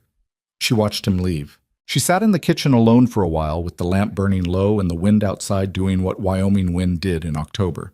And she thought about the 8 days and what they contained and what was at stake and what she was going to do about it. Then she picked up her pen and went back to work. The response filing went in on the 7th day. A day early, which Fenn had insisted on because deadlines that are met precisely are treated differently by county clerks than deadlines met with a day's buffer, which said something about human nature that Savannah filed away without comment. The filing challenged the expanded survey scope, cited the 1891 amendment provisions that Nate's Denver contact had confirmed in writing, documented the pattern of interference on the property with Savannah's compiled incident log attached as evidence, and formally requested that any further review be conducted with a full evidentiary hearing rather than administrative determination. It was not a winning move, it was a holding move, the legal equivalent of standing your ground and requiring the other side to come at you properly rather than through a side door. Fenn left for Cheyenne the morning after the filing with a copy of everything and a timeline for the next phase. Cole stood in the yard and watched him ride out, and then stood there for a moment longer, looking at the sky, which had gone the heavy gray of a serious storm building over the ridgeline. "Snow by morning," Deke said, coming up beside him. "I know. Cattle are positioned for it. South pasture herd is in the lower shelter already." "Good." Deke was quiet for a moment. "Cole, the men know what's going on, not the legal details, but the shape of it." He paused. "They're staying." Cole looked at him. "Billy could have left after the business in town," Deke said. "Pete's foot is healed enough that he could find another outfit. Tom's had 2 offers from the Hendricks operation since Hendricks sold." He paused again. "Nobody's going anywhere." "Thought you should know." Cole didn't say anything for a long moment. "Tell them I said—" He stopped. "Tell them I know." Deke nodded and walked back toward the barn. Cole turned and came inside. He found Savannah in the kitchen with the last of the accounts laid out, and he sat across from her, and for a moment they both looked at the numbers and the papers and the window where the first snow was beginning to fall. "We're holding," she said. "For now. That's enough for now." He looked at her across the papers and the lamp and the winter coming in outside, and he said, "Yes, it is." Outside, the snow came down heavier, and the ranch settled into the particular quiet of a place that knows a hard season is ahead and has decided to endure it. The cattle were in. The men were staying. The filing was in Cheyenne. And in the kitchen, the lamp burned. The snow stayed for 3 days and then melted into mud. And the mud stayed for 2 weeks. And during those 2 weeks, Mercer Ranch operated in the particular grinding way that ranches operate when winter is making up its mind and the ground can't decide what it is. The cattle needed moving twice when the lower south pasture flooded at the creek bend. The wagon lost another wheel, the repaired one this time, and Tom said something about it that Savannah chose not to repeat. The bunkhouse stove developed a crack in the flue that sent smoke back into the room at irregular intervals and made 3 of the men smell like they'd been cured alongside the beef. Through all of it, the legal silence from Cheyenne was the loudest thing on the ranch. Fenn wrote twice, brief professional letters that said the county board had received the challenge filing and that the review timeline was being established, and that he would communicate further developments as they arose, which meant nothing was happening yet, and nothing not happening was its own kind of pressure. Cole bore it the way he bore most things, quietly and without visible deterioration, which Savannah had learned to read as a sign that the pressure was in fact considerable. Men who were genuinely unbothered showed it differently. Men who were managing something large went still and efficient and did not waste words. Nate had settled into the ranch in a way that surprised her. He was not a rancher. He didn't pretend to be, which was to his credit. But he was organized and persistent, and the work he was doing on the legal architecture of the water rights defense had become genuinely useful in ways that went beyond the initial Denver correspondence. He'd identified 2 other ranches in the valley whose water access was vulnerable to the same challenge mechanism Kane was using on Mercer land, and he'd written to both their owners. One had written back. "Frank Lester," Nate said, setting the letter on the kitchen table one morning in mid-November. "He's willing to file a joint statement with the county board supporting the challenge to the expanded survey. It doesn't carry legal weight on its own, but it establishes that Kane's actions have valley-wide implications, which changes the character of the proceedings. From a private property dispute to something the county has a broader interest in resolving," Savannah said. "Exactly." Nate looked at her. "You're quick. You're surprised by that." "Less than I used to be." He folded the letter. "I'm going to ride out to Lester's this afternoon and talk it through in person. Written correspondence is too slow and too easy to misread." "Take Tom," she said.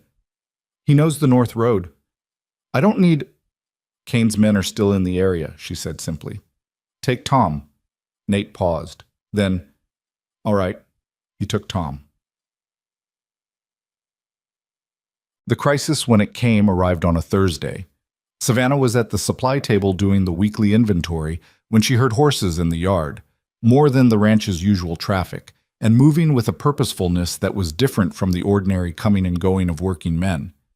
She went to the window. 4 riders. None of them were ranch hands. 3 were men she didn't recognize, wearing the kind of practical, anonymous clothing that men wear when they want to look like they could be anyone. The 4th was a man she'd never seen in person but recognized from the description Tom had given her weeks ago. Heavyset, pale-eyed, moving with the easy confidence of someone who'd done this kind of thing before and found it uncomplicated. Cutter. Cole was not at the house. He'd ridden out to the east pasture with Deke 2 hours ago to check the fence repairs they'd made after the last interference incident. Billy was in the barn. Pete was somewhere on the south side. Tom and Nate were at Lester's. Savannah stood at the window for 3 seconds and did her accounting. Then she took off her apron, hung it on the hook, and went out the front door. She stood on the porch step. The 4 men had stopped their horses near the yard gate. Cutter was looking at the house. When she came out, he looked at her with the mild curiosity of a man who'd expected to wait longer before anyone appeared. "I'm looking for Cole Mercer," he said. His voice was even and without edge, which was somehow more unpleasant than if it had been threatening. "He's not here," Savannah said. "Can I help you?" "Not unless you're authorized to discuss the ranch's position on the water access matter." "I manage the household and the accounts," she said. "If you have a message for Mr. Mercer, I'll see he receives it." Cutter looked at her for a moment. Then he looked at the yard, the barn, the bunkhouse, taking inventory the way a man does when he's assessing what he's working with.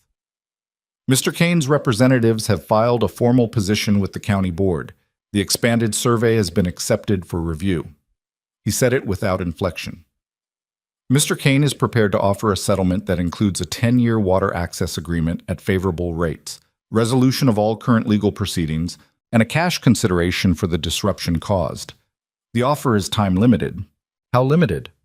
7 days from today." She looked at him steadily. "I'll pass that along to Mr. Mercer." "There's a second part to the message." Cutter's horse shifted, and he brought it back to still without looking down. "Mr. Kane's position is that prolonged proceedings serve neither party's interests, and that the current disruptions to ranch operations, which Mr. Kane acknowledges have caused some inconvenience, would naturally cease upon settlement." The word naturally landed exactly the way he meant it to. "I understand," Savannah said. "Do you?" He looked at her with the flat attention of a man deciding how much he's dealing with. "You're not from here." "No." "Then you may not fully appreciate what it costs to fight this kind of thing in this county. Money, yes. Time, but also the goodwill of the community. People in a valley tend to follow the direction of things. When a property dispute goes on long enough, the people around it start making calculations about which side it's safer to be on." He said it without menace, which was the most effective way to say it. "Mr. Kane's settlement offer is fair. I'd encourage you to make sure Mr. Mercer understands that fully." "Mr. Mercer is capable of understanding things fully," she said, "but I'll make sure he gets the message." Cutter nodded once, with the manner of a man who has said what he came to say. He turned his horse. The other 3 men followed without a word between them, the way men follow when they're hired for presence rather than conversation. She stood on the porch and watched them ride out through the gate. Then she went back inside and sat down at the kitchen table and kept her hands flat on the table until they stopped shaking. Because they were shaking. Not badly, but enough that she was aware of it. She'd stood on that porch step and been entirely calm while they were in front of her, which was the only useful option available. And now that they were gone, her body was apparently presenting her with the bill for that calm. She breathed. She looked at the table. She pressed her hands down and felt the solid wood under them and thought about what came next. She wrote everything down, in the order it happened, with the exact words she remembered, while they were still exactly remembered. She noted the time, the number of men, the description of each, and a separate note about Cutter specifically, the way he'd moved, the way he'd assessed the yard. She dated the page and signed it as a record. Then she set the pen down and went to find Billy. "I need you to ride to the east pasture and find Cole," she said. "Don't hurry in a way that alarms the other men, but don't take longer than you need to. Tell him he has visitors' news to deal with when he gets back." Billy looked at her face and read enough in it. "On my way," he said, and didn't ask questions. Cole returned within the hour. He came through the kitchen door and she had coffee on the table and her written account beside it, and she told him what had happened while he read the account. He read it twice. 7 days, he said, from today. He set the paper down. "They know I won't take the settlement." "Yes," she said. "I think that's partly the point. They're not making the offer because they expect you to accept it. They're making it so that when the county board reviews the proceedings, There's a documented settlement offer on record that you declined. She paused. It changes the appearance of the dispute, makes Kane's position look more reasonable. Cole looked at her. That's a sophisticated read. Cutter is a sophisticated man, she said. That's what makes him more dangerous than the ones who cut fence wire. Cole was quiet for a long moment. I need to talk to Fen today, by wire if I can't do it in person. I'll have Tom take a message to the telegraph office when he gets back from Lester's. She sat down. There's something else. He waited. What Cutter said about community goodwill, he's not wrong that it's a factor. If the other ranches in this valley are watching this dispute and calculating their position, it matters which way they land. She turned her coffee cup in her hands. Nate's letter to Frank Lester is a start, but if there are other properties affected, or potentially affected, they need to understand what Kane's expanded survey actually means for this entire valley. Not just Mercer Ranch. Cole was looking at her with the concentrated attention that meant he was tracking where she was going. You're talking about organizing, he said. I'm talking about making sure that the other people who have a stake in this outcome know they have a stake in it. She met his eyes. Kane wants this to look like a private dispute between a land company and one stubborn rancher. If it becomes a valley-wide issue with multiple property owners on record, the county board can't treat it the same way. That's harder than it sounds, Cole said. Ranchers in this territory don't organize easily. Everyone's protective of their own situation. I know. But they also don't like being told their water is someone else's to sell. She paused. Give me a week to reach out to the names I've compiled. I've been tracking which properties along the creek chain would be affected by a Kane water control position. There are 7 of them, including yours, Lester's 2. The others, I have names and approximate locations. Cole was quiet. This is far outside what I hired you to do, he said. It wasn't an objection. It was an observation. You hired me to manage the household, she said. The household is fine. The ranch is the problem. Something moved across his face that was not quite a smile and not quite something more than that. All right, he said. 1 week. She wrote the letters herself, 7 of them, in the evenings after the household work was done. Each one was slightly different, tailored to what she knew about each property from the records and from Nate's research and from conversations with Tom, who seemed to know everyone in the valley in the lateral way that ranch hands accumulate knowledge of a territory. She was careful with the language. She did not make claims she couldn't support or imply an organization that didn't yet exist. She stated the facts of the expanded survey filing, explained what the 1891 Amendment Challenge meant and why it mattered beyond Mercer Ranch specifically, and asked whether the recipient would be willing to speak with Cole Mercer or his brother regarding their shared interest in the outcome. She showed the letters to Nate before she sent them.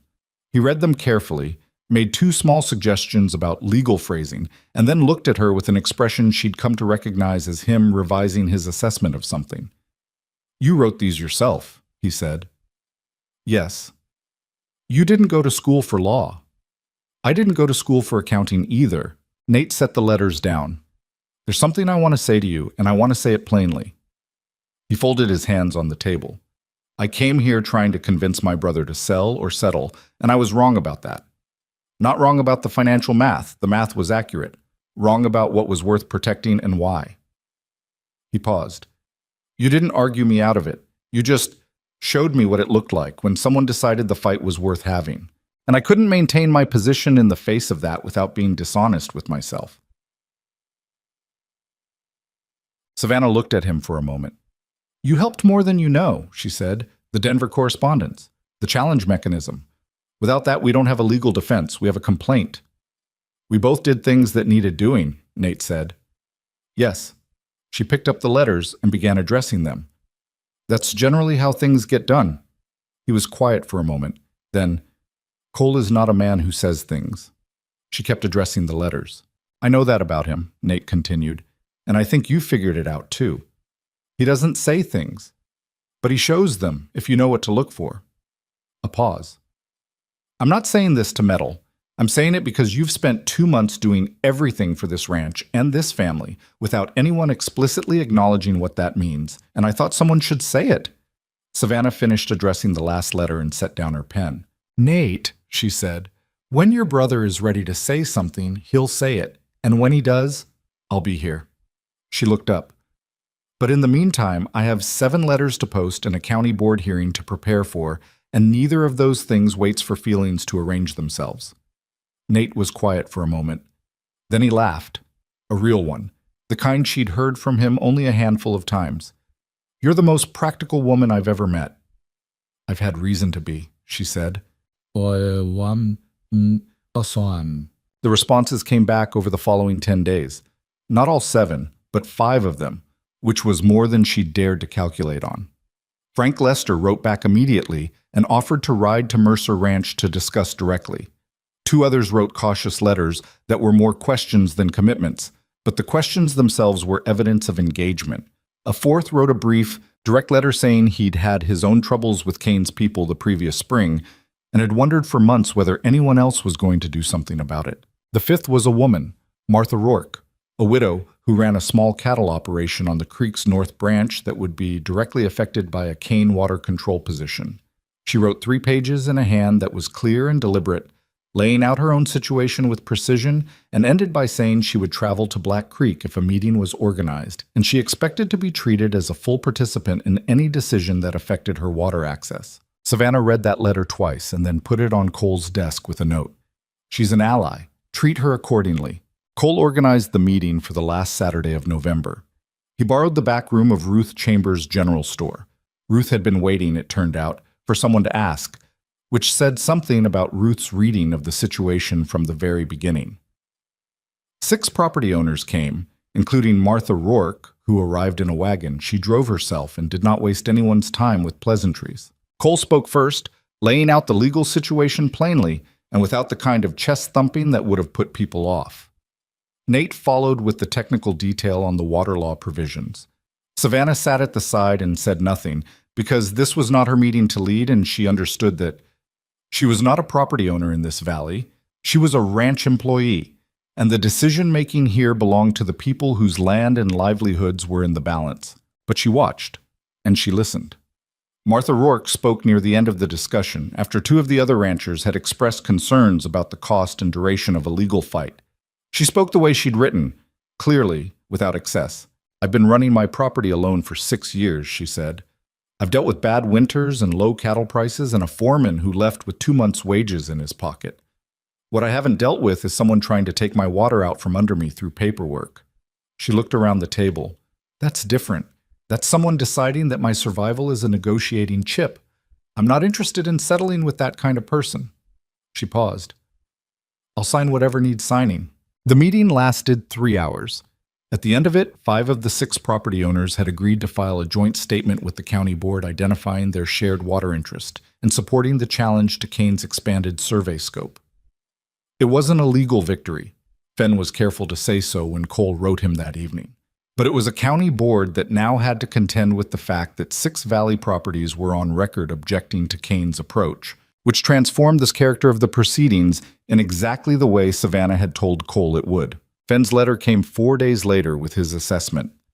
"The joint filing materially strengthens our position. The board will not be able to treat this as a simple competing claim. They will be required to hold a formal hearing with full evidentiary consideration. I believe we can win this, Mr. Mercer. It will not be fast and it will not be cheap, but I believe we can win it." Cole read the letter at the kitchen table. Savannah was there. She was usually there at the end of the day now. It had become where they both ended up when the ranch's work was done. He set the letter down and looked at it for a long moment. "He says we can win it," Cole said. "I read it. You saw this from the beginning, that it needed to be bigger than just this ranch." "I saw that Kane was framing it as small," she said. "Small things get decided quietly. Large things require public process." Cole looked at her. He looked at her the way he'd been looking at her for weeks now, with the same still attention, but with less of the careful distance in it, less of the "not now, there's too much else" that had been the honest truth of the previous months. "The hearing is scheduled for February," he said. "I know. Ben thinks we should be in Cheyenne for it. All of us. Me, Nate, the documentation." He paused. He mentioned that having the person who compiled the original incident log available would strengthen the presentation. "You're asking if I'll come." "I'm asking if you're willing." She looked at him. "Cole, I compiled that log, I organized the Valley response, and I've been working on this case for 2 months alongside you. You don't have to ask me like I'm doing you a favor." "No," he said. "I'm asking because it matters to me that you want to be there, not because it's useful, because it matters." The kitchen was warm. Outside the window, the November night had that particular quality of deep cold that Wyoming settles into and doesn't let go of until April, the kind of cold that makes the lamplight inside seem more significant than it probably is, that makes the space between two people feel like something chosen rather than accidental. "I want to be there," she said. He nodded. He looked at the letter again. Then he looked at her. "After February," he said. "When this is settled." He stopped and didn't continue, which was his way. He got to the edge of a thing and trusted that she could see what was past it. She could. "After February?" she agreed. It was not a declaration. It was not a resolution. It was two people in a hard season telling each other that there was something on the other side of the hard season worth going toward, and that was enough. Enough to carry through the cold and the county proceedings and the legal fees and the strain of a fight that wasn't over. She picked up her pen. There was still work to do. There was always still work to do. But the weight of it felt different than it had in October. In October, she'd been a woman who'd been rejected on a train platform with $40 and the vague intention of surviving. Now she was something else, though she couldn't have named it cleanly and didn't try. She went back to her accounts. He stayed at the table and read Fenn's letter one more time, and outside the Wyoming winter held its ground, and inside the lamp kept burning. And February was still a long way off, but it was coming. February arrived the way hard months always arrive in Wyoming.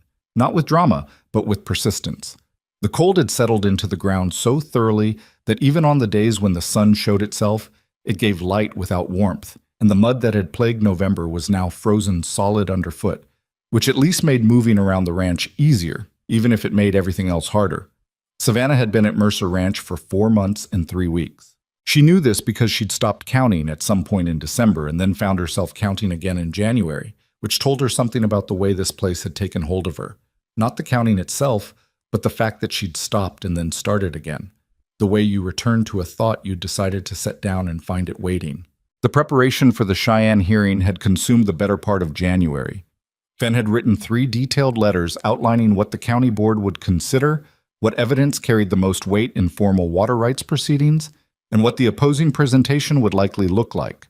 Kane's legal team had filed 2 additional documents in the interim, both procedural, both designed to complicate the timeline, and both had been addressed by the challenge framework Nate had built with his Denver contact. Each time Kane's lawyers moved, Nate had an answer. Not a perfect answer, but an answer.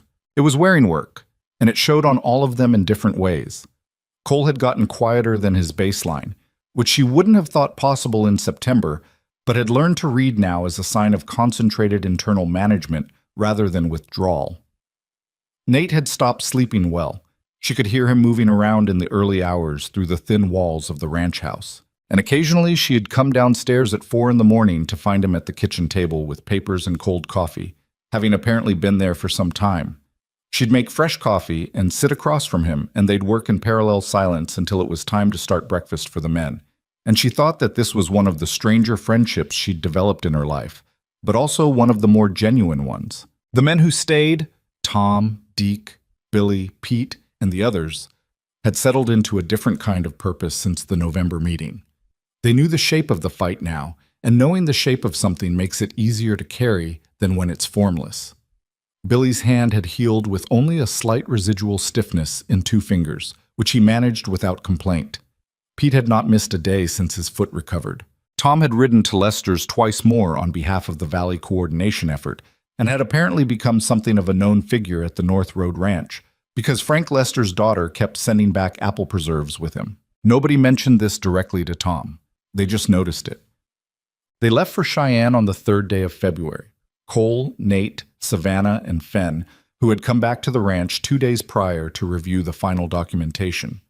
Deke stayed to manage the ranch in Cole's absence, which was not a conversation that required much discussion. It had long since been established that Deke was the person you left in charge of things worth leaving in someone's charge. The train ride to Cheyenne took most of a day. Savannah sat by the window for the first hour and watched the territory move past. The frozen plains, the ridge lines, the occasional cluster of buildings that marked a settlement too small for a name on most maps. She'd made this journey in reverse 5 months ago with $40 and a letter from a man who'd turn her away on a platform. The landscape was the same. Everything else was different. Nate sat across from her, reviewing documents. "Stop reading those," she said after a while. "You know them. Reading them again right now is just nerves." He looked up. "I'm checking the chain of claim document against the original 1887 filing date." "You've checked it 11 times. How do you know how many times I've checked it?" "Because I've been watching you check it and I counted." She looked at him steadily. "You know this material better than anyone in that hearing room will. The preparation is done. What's useful now is arriving in Cheyenne rested enough to think clearly." Nate lowered the document. He looked out the window. "I keep thinking about what happens if we lose." "What specifically?" "Cole loses the water access. Kane gets what he wants. The settlement offer expired 3 months ago, so there's no fallback position." He paused. "The ranch might survive without the South Pasture water access, but it would be a reduced operation. Fewer cattle, lower revenue, harder winters." "That's accurate," Savannah said. "You're supposed to tell me we're not going to lose." "I don't know if we're going to lose," she said. "Neither do you. What I know is that we've done the work. We have the evidence. The law is on our side, and 5 other valley landowners are on record supporting our position. That's what we have." She looked at him. "Sometimes that's enough, and sometimes it isn't. But it's all that's available, so it's what we go in with." Nate was quiet. Then, "Does anything rattle you?" She considered the question honestly. "Yes. Different things than you'd expect, probably." She looked back out the window. "I'm not rattled by the hearing. I'm rattled by the possibility of going back to being the person I was in September, with nothing and no direction. That rattles me considerably, so I suppose that means I need us to win." Nate was quiet for a long time after that. Cole was in the forward car with Fenn, going over the presentation order. He came back once during the journey, stood in the aisle beside their seats, and looked at Savannah with the steady, direct look that she'd learned meant he was checking on something internal rather than external. "You all right?" he said. "Fine." Nate was being anxious. I talked him out of it. "I wasn't anxious," Nate said. "You were checking the chain of claim document for the 12th time." Cole looked at Nate, then at Savannah. Something moved at the corner of his mouth. He went back to the forward car. The Cheyenne hearing was held in the county administrative building, a large stone structure that managed to feel cold inside despite the heating stoves in every room. The board was 5 men, all of them older than Cole and most of them wearing expressions of professional neutrality that gave nothing away. Kane was not present. His lawyers were, 3 of them, which was 2 more than Mercer Ranch's single Fenn, and they had the quiet confidence of men who spent most of their working lives in rooms like this one. Savannah sat in the gallery behind the rail. She was not a presenting party. She was there, as Fenn had said, as the custodian of the evidentiary record, available if the documentation required explanation, otherwise present as the person who had assembled it. She watched. The hearing ran for most of 2 days. Fenn presented first, the challenge to the expanded survey scope, the 1891 amendment provisions, the documented chain of current use that established Mercer Ranch's continuous and uncontested water access for 18 years. He was organized and precise, and she thought he was good at this. Not theatrical, not aggressive, but disciplined in the way that law at its most functional is disciplined. Kane's lawyers countered with the 1887 filing and argued that the dormant claim established a prior right that superseded all subsequent use arrangements. They were smooth, they were confident, and they had, she noticed, done their preparation thoroughly enough that nothing Fenn said seemed to surprise them. What they had not prepared for was the Valley Statement. Fenn presented it on the second morning, the joint filing from the 5 Valley property owners, with Martha Rourke's 3-page letter included in full as an exhibit because it was the clearest articulation of what was at stake for people who weren't in that room. He laid out what Kane's expanded survey scope would mean practically, not just for Mercer Ranch, but for every property along the creek chain, the downstream water access, the summer grazing that half the valley's cattle operations depended on. One of the board members asked a question that Fenn couldn't answer from the documentation. A specific query about the measurement of the original 1887 filing stated water claim versus the actual creek volume at that time. It was a technical question, the kind that required someone who'd actually read the original survey report rather than its summary. Ben looked back at Savannah. She came forward. She'd read the original filing 8 times over the past 2 months, because it was the document she'd been most uncertain about, and uncertainty made her read things repeatedly until they stopped being uncertain. She stood at the rail and answered the question. Then she answered 2 follow-up questions from a second board member.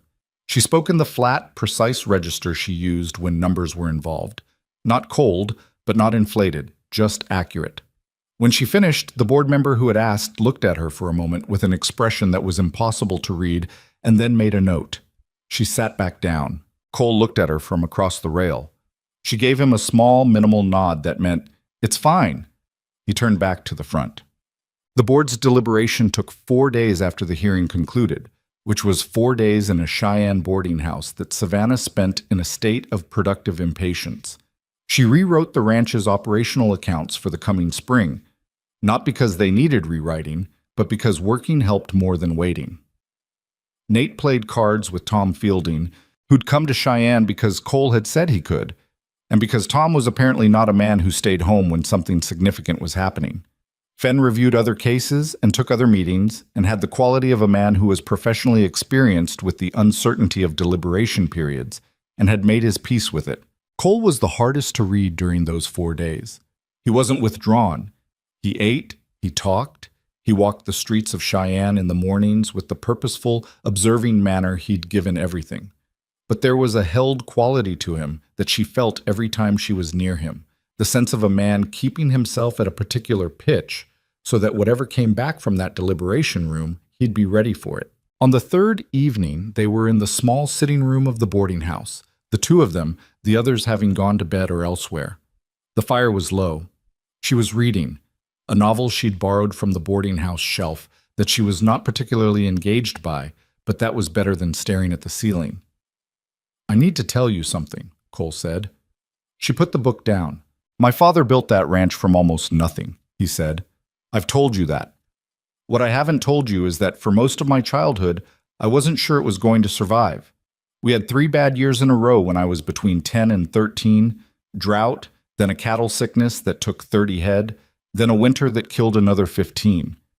My father was not a man who showed difficulty, which meant I only understood later, as an adult, how close we came to losing it during that time.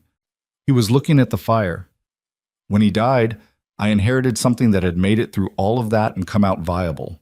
I always felt like the work of my life was to not be the one who lost what he'd kept." Savannah was quiet. She let the room hold that for a moment. "You haven't lost it," she said. "Not yet.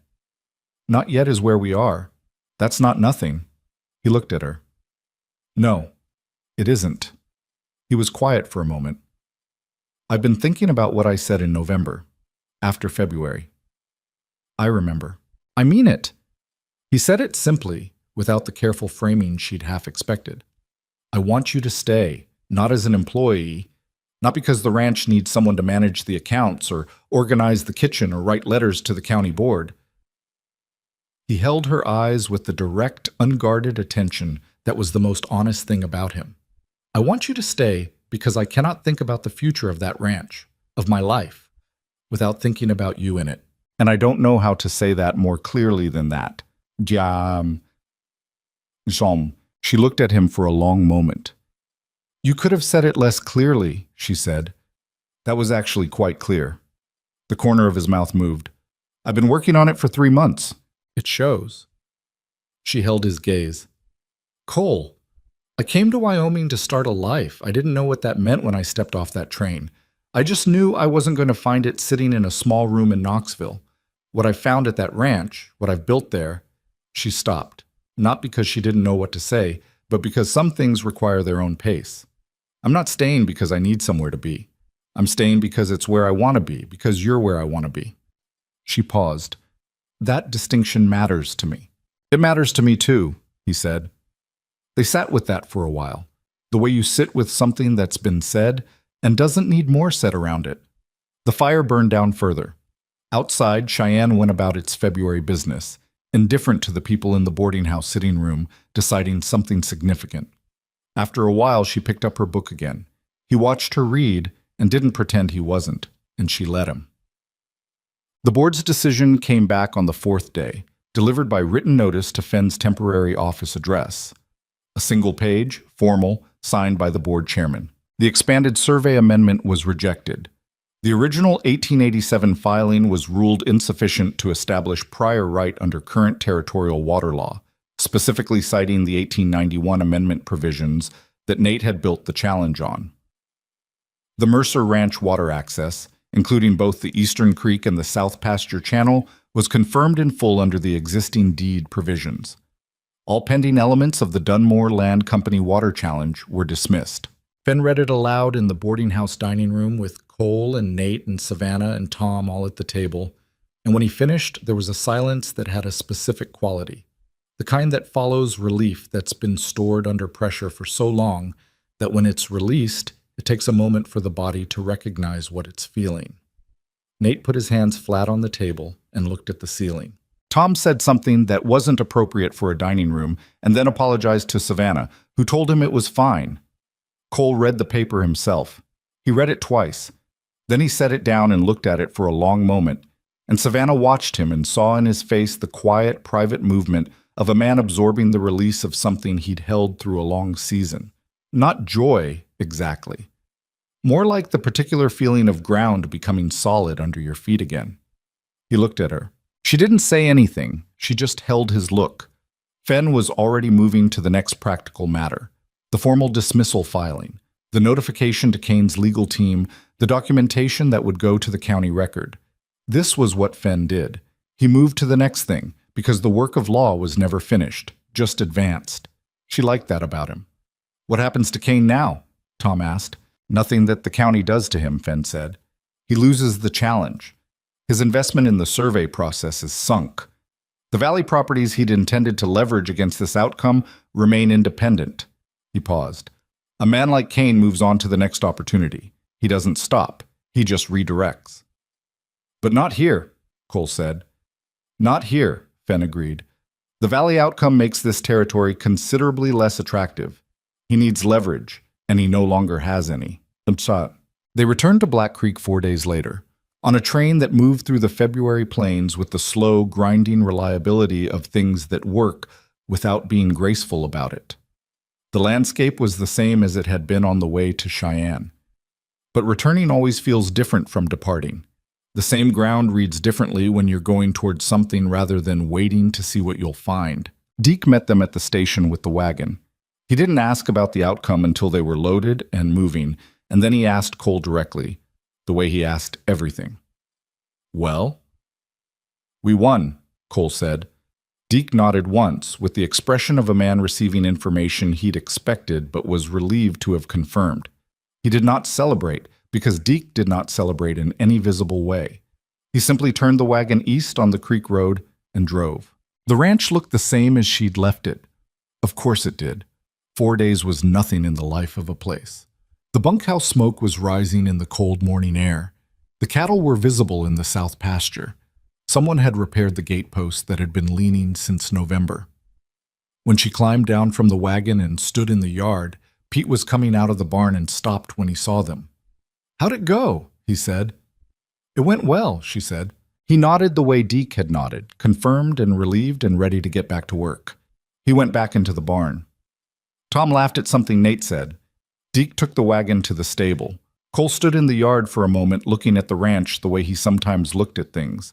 That still, taking stock expression that she'd first seen on the day she arrived and had learned to read as something close to love, in the register that men like Cole kept it. She went inside to start coffee. The weeks that followed were not simple.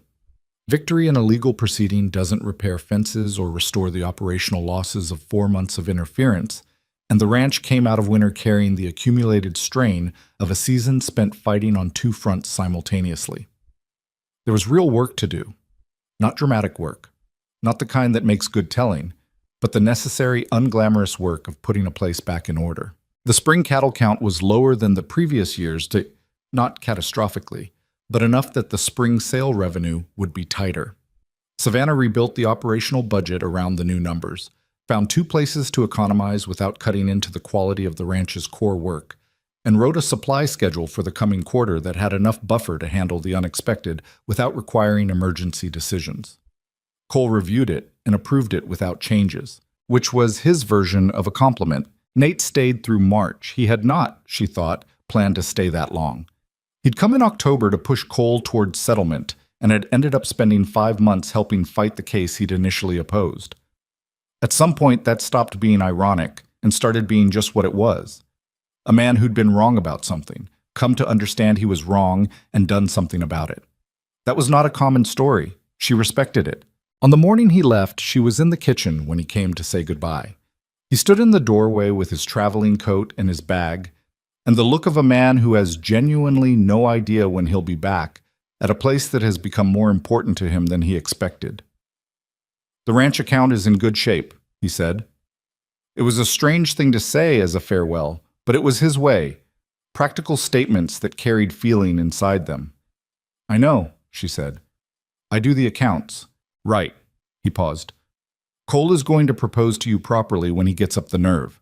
I'm giving you advance notice because he'll take longer than is reasonable, and I thought you deserved to know." She didn't look up from the coffee she was pouring. "I'm aware, Nate." A pause. "You're aware he's going to propose, or you're aware of the general trajectory?" "Both." He laughed. "Of course you are." He shifted the bag on his shoulder. "You'll be good for him? Better than good. And—" He stopped. "He'll be good for you too. I want you to know I think that." She looked at him then. "I know you do." He nodded. He went. She heard the sound of his horse leaving and stood in the kitchen for a moment and found that she would miss him in a way she hadn't fully anticipated, which was perhaps the best kind of missing, the kind that tells you something real happened. Cole proposed in April, not grandly, not on a particular evening with particular arrangements. They were walking the east fence line together on a Tuesday afternoon. She'd started doing this with him once a week, the inspection rounds, because she'd found it was useful to see the land directly, rather than only in accounts and reports, and because it was also an hour of conversation that belonged to neither the household nor the legal situation nor the operational management, but just to 2 people walking the same ground. He stopped near the cottonwood grove where the creek bent. The water was running well. The spring melt had filled it to a healthy level, and the sound of it moving over the stones was the particular sound of a ranch that still had what it needed. "I want you to be my wife," he said. He said it the way he said most things, directly, without inflation, with the steady weight of something he'd considered thoroughly before saying, "I want you to co-own this land. I want what you've already been doing here to be yours by right and not just by arrangement." She looked at the water for a moment. "I want that too," she said. He looked at her. "That's it? That's your answer? What else were you expecting?" "I don't know. More.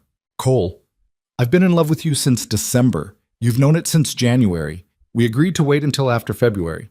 February is done." She turned to look at him with the slight exasperation of a woman who has been patient longer than is strictly comfortable. "Yes. That's my answer." "Yes." He looked at her for a long moment with that expression. The one she'd learned had no name in the ordinary vocabulary because it was specific to him. The way he was present with something he valued without trying to make it larger than it was. Then he reached into his coat pocket and produced a ring. Plain, silver, modest, practical. "This was my mother's," he said. She held out her hand. He put it on. They stood at the creek for a while without talking, which was its own kind of conversation. And the water ran over the stones with the even, unhurried sound of something that had been doing this for a very long time and intended to continue. Ticked. They were married in June at the ranch, in the yard between the house and the barn, because it was the place that made the most sense. Ruth Chambers came from town and brought preserves and the particular expression of a woman who had read a situation correctly from the beginning and was at peace with that knowledge. Martha Rourke came in her wagon. Frank Lester came and brought his daughter, who stood next to Tom Fielding in a way that had the self-conscious naturalness of 2 people pretending not to be aware of each other. Deke wore a clean coat and said nothing about it when Tom noticed. Billy was there. Pete was there. The men of Mercer Ranch were there, all of them. Nate came back for it. He arrived the night before and came into the kitchen and sat down and said, "I'm here," as though he'd only been gone for a week and not 3 months. And she made him coffee, and he talked about Denver, where he'd been working on an estate case that had taken longer than expected, and it was comfortable in the way that things are comfortable when they don't need to perform. The ceremony itself was brief. A justice of the peace from town who was efficient and serious and got through the necessary words without fuss. Cole said what he needed to say in the way he said everything, directly and meaning it. Savannah said what she needed to say and did not cry, because she'd decided that morning she wasn't going to cry, and she was a person who generally followed through on her decisions. She cried a little at the end. She didn't mind. There are things Savannah Mercer now, though she thought of herself as both and didn't see the need to choose, understood about her own life that she hadn't understood when she stepped off that train in September. She understood that being rejected publicly in front of a town full of strangers was one of the worst mornings of her life, and also, in the long accounting, one of the most useful. Not because suffering builds character in the simple way people sometimes say it does, but because it forced a particular kind of clarity.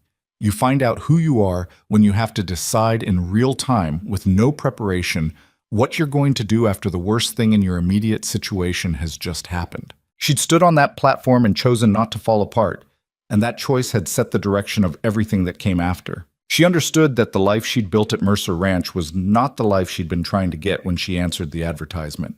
She'd been trying to get stability, a household, a defined role. What she'd gotten was a fight, a community, a man she loved, a land she'd helped defend, and a sense of her own capability that no one had given her, and no one could take away. The life she'd wanted and the life she'd gotten were not the same life, and the one she'd gotten was considerably better. She hadn't known to want it. That was the part she found hardest to account for. Not the hardship, but the unexpected abundance on the other side of it. She understood that belonging is not a thing that is granted to you. She had felt, in the months between arriving and the spring, the particular loneliness of a person who is doing useful things in a place that isn't quite hers yet. She'd earned the respect of the men before she'd earned the feeling of home. The respect came from the work. The feeling of home came from something harder to name, from choosing, repeatedly and without guarantee, to put herself into a place and a situation and a set of people, and continuing to do that until the choosing accumulated into something that felt permanent. Nobody gives you that. You build it. She understood that imperfect men who are honest about what they feel and act accordingly are rarer than they should be and worth the patience they require. Cole was not easy. He was quiet in ways that sometimes meant she had to work to know what was happening with him, and he had the stubbornness of a man who'd been proved right about keeping things often enough that he sometimes held on past the point of wisdom. They disagreed. They did it without destroying anything. She thought that was its own kind of evidence. Not that they were perfect together, but that they were real together, which she'd come to think was more durable. Bosh size. By July, the summer grazing was well underway and the cattle count was recovering. The spring sale had come in tighter than the previous year, as she'd projected, but the summer looked stronger. She'd negotiated a direct supply arrangement with the Cheyenne wholesaler that removed the middleman markup she'd been correcting for since October. The savings were modest in any single month and considerable across a year. Fenn wrote in July to confirm that the Dunmore Land Company had withdrawn entirely from the territory, sold its remaining regional holdings to a different interest, and apparently redirected its operations southward. Kane's name didn't appear in the letter. She didn't ask about it. The man was a problem that had been resolved, and resolved problems didn't need to be carried. She was at the kitchen table on a Tuesday morning in late July, going over the cattle records, when Tom came in from outside with the look of a man who has just learned something and isn't sure of the appropriate response. "Frank Lester's daughter is coming to supper on Saturday," he said. Savannah didn't look up from the records. "I know. I invited her. Go tell Billy we'll need extra chairs." A pause. "You invited her. She's been to the ranch twice in the past month to bring preserves. The preserves are an excuse. Invite the woman to supper properly." She turned a page. "Go." She heard him go. She heard him say something to Billy in the yard and Billy's response, and then Tom laughing in the particular way of someone who is embarrassed in a way he doesn't actually mind. Cole came in from this barn and found her at the table and poured his own coffee and sat down across from her without ceremony, the way he did now. "You invited Ellen Lester to supper," he said. "Tom told you." Tom told everyone. He looked at her over his coffee cup with the combination of amusement and mild reproach that was his version of teasing, which had taken her 3 months to recognize as such because it was extremely subtle. "You could have asked Tom first." Tom would have found a reason not to ask her himself. He's been finding reasons for 2 months. She made a note in the margin of the cattle record.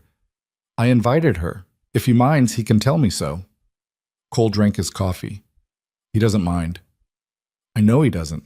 The morning went about its business. The sun was coming through the east window at the angle it came in July, when the days were long and the light stayed useful until almost 8 o'clock, and outside she could hear the ranch moving through its day, the horses, the distant voices of the men, the particular sounds of a working place in its productive season. She was not a romantic. She didn't think of her life in the terms that stories sometimes use, as a journey from darkness to light, from nothing to everything. That framing was too clean. She'd come here with $40 and been humiliated on a platform, and she'd worked and struggled and been frightened and made mistakes and done things right, and eventually, slowly, built something real. That was all it was. That was the whole of it. But sitting in that kitchen in the July light with Cole across the table and the sound of the ranch outside and the weight of a plain silver ring on her hand, she thought that that was all it was also one of the most honest ways to describe something worth having. You don't get handed a life. You find one by walking toward the things that need doing and doing them, and by staying when staying is hard, and by choosing, again and again in ordinary moments and impossible ones, to be the person you want to be, rather than the one circumstances are pushing you to become. She had walked 4 miles down a dirt road in October to knock on a stranger's door. Everything else had followed from that. She turned the page of the cattle record and kept working.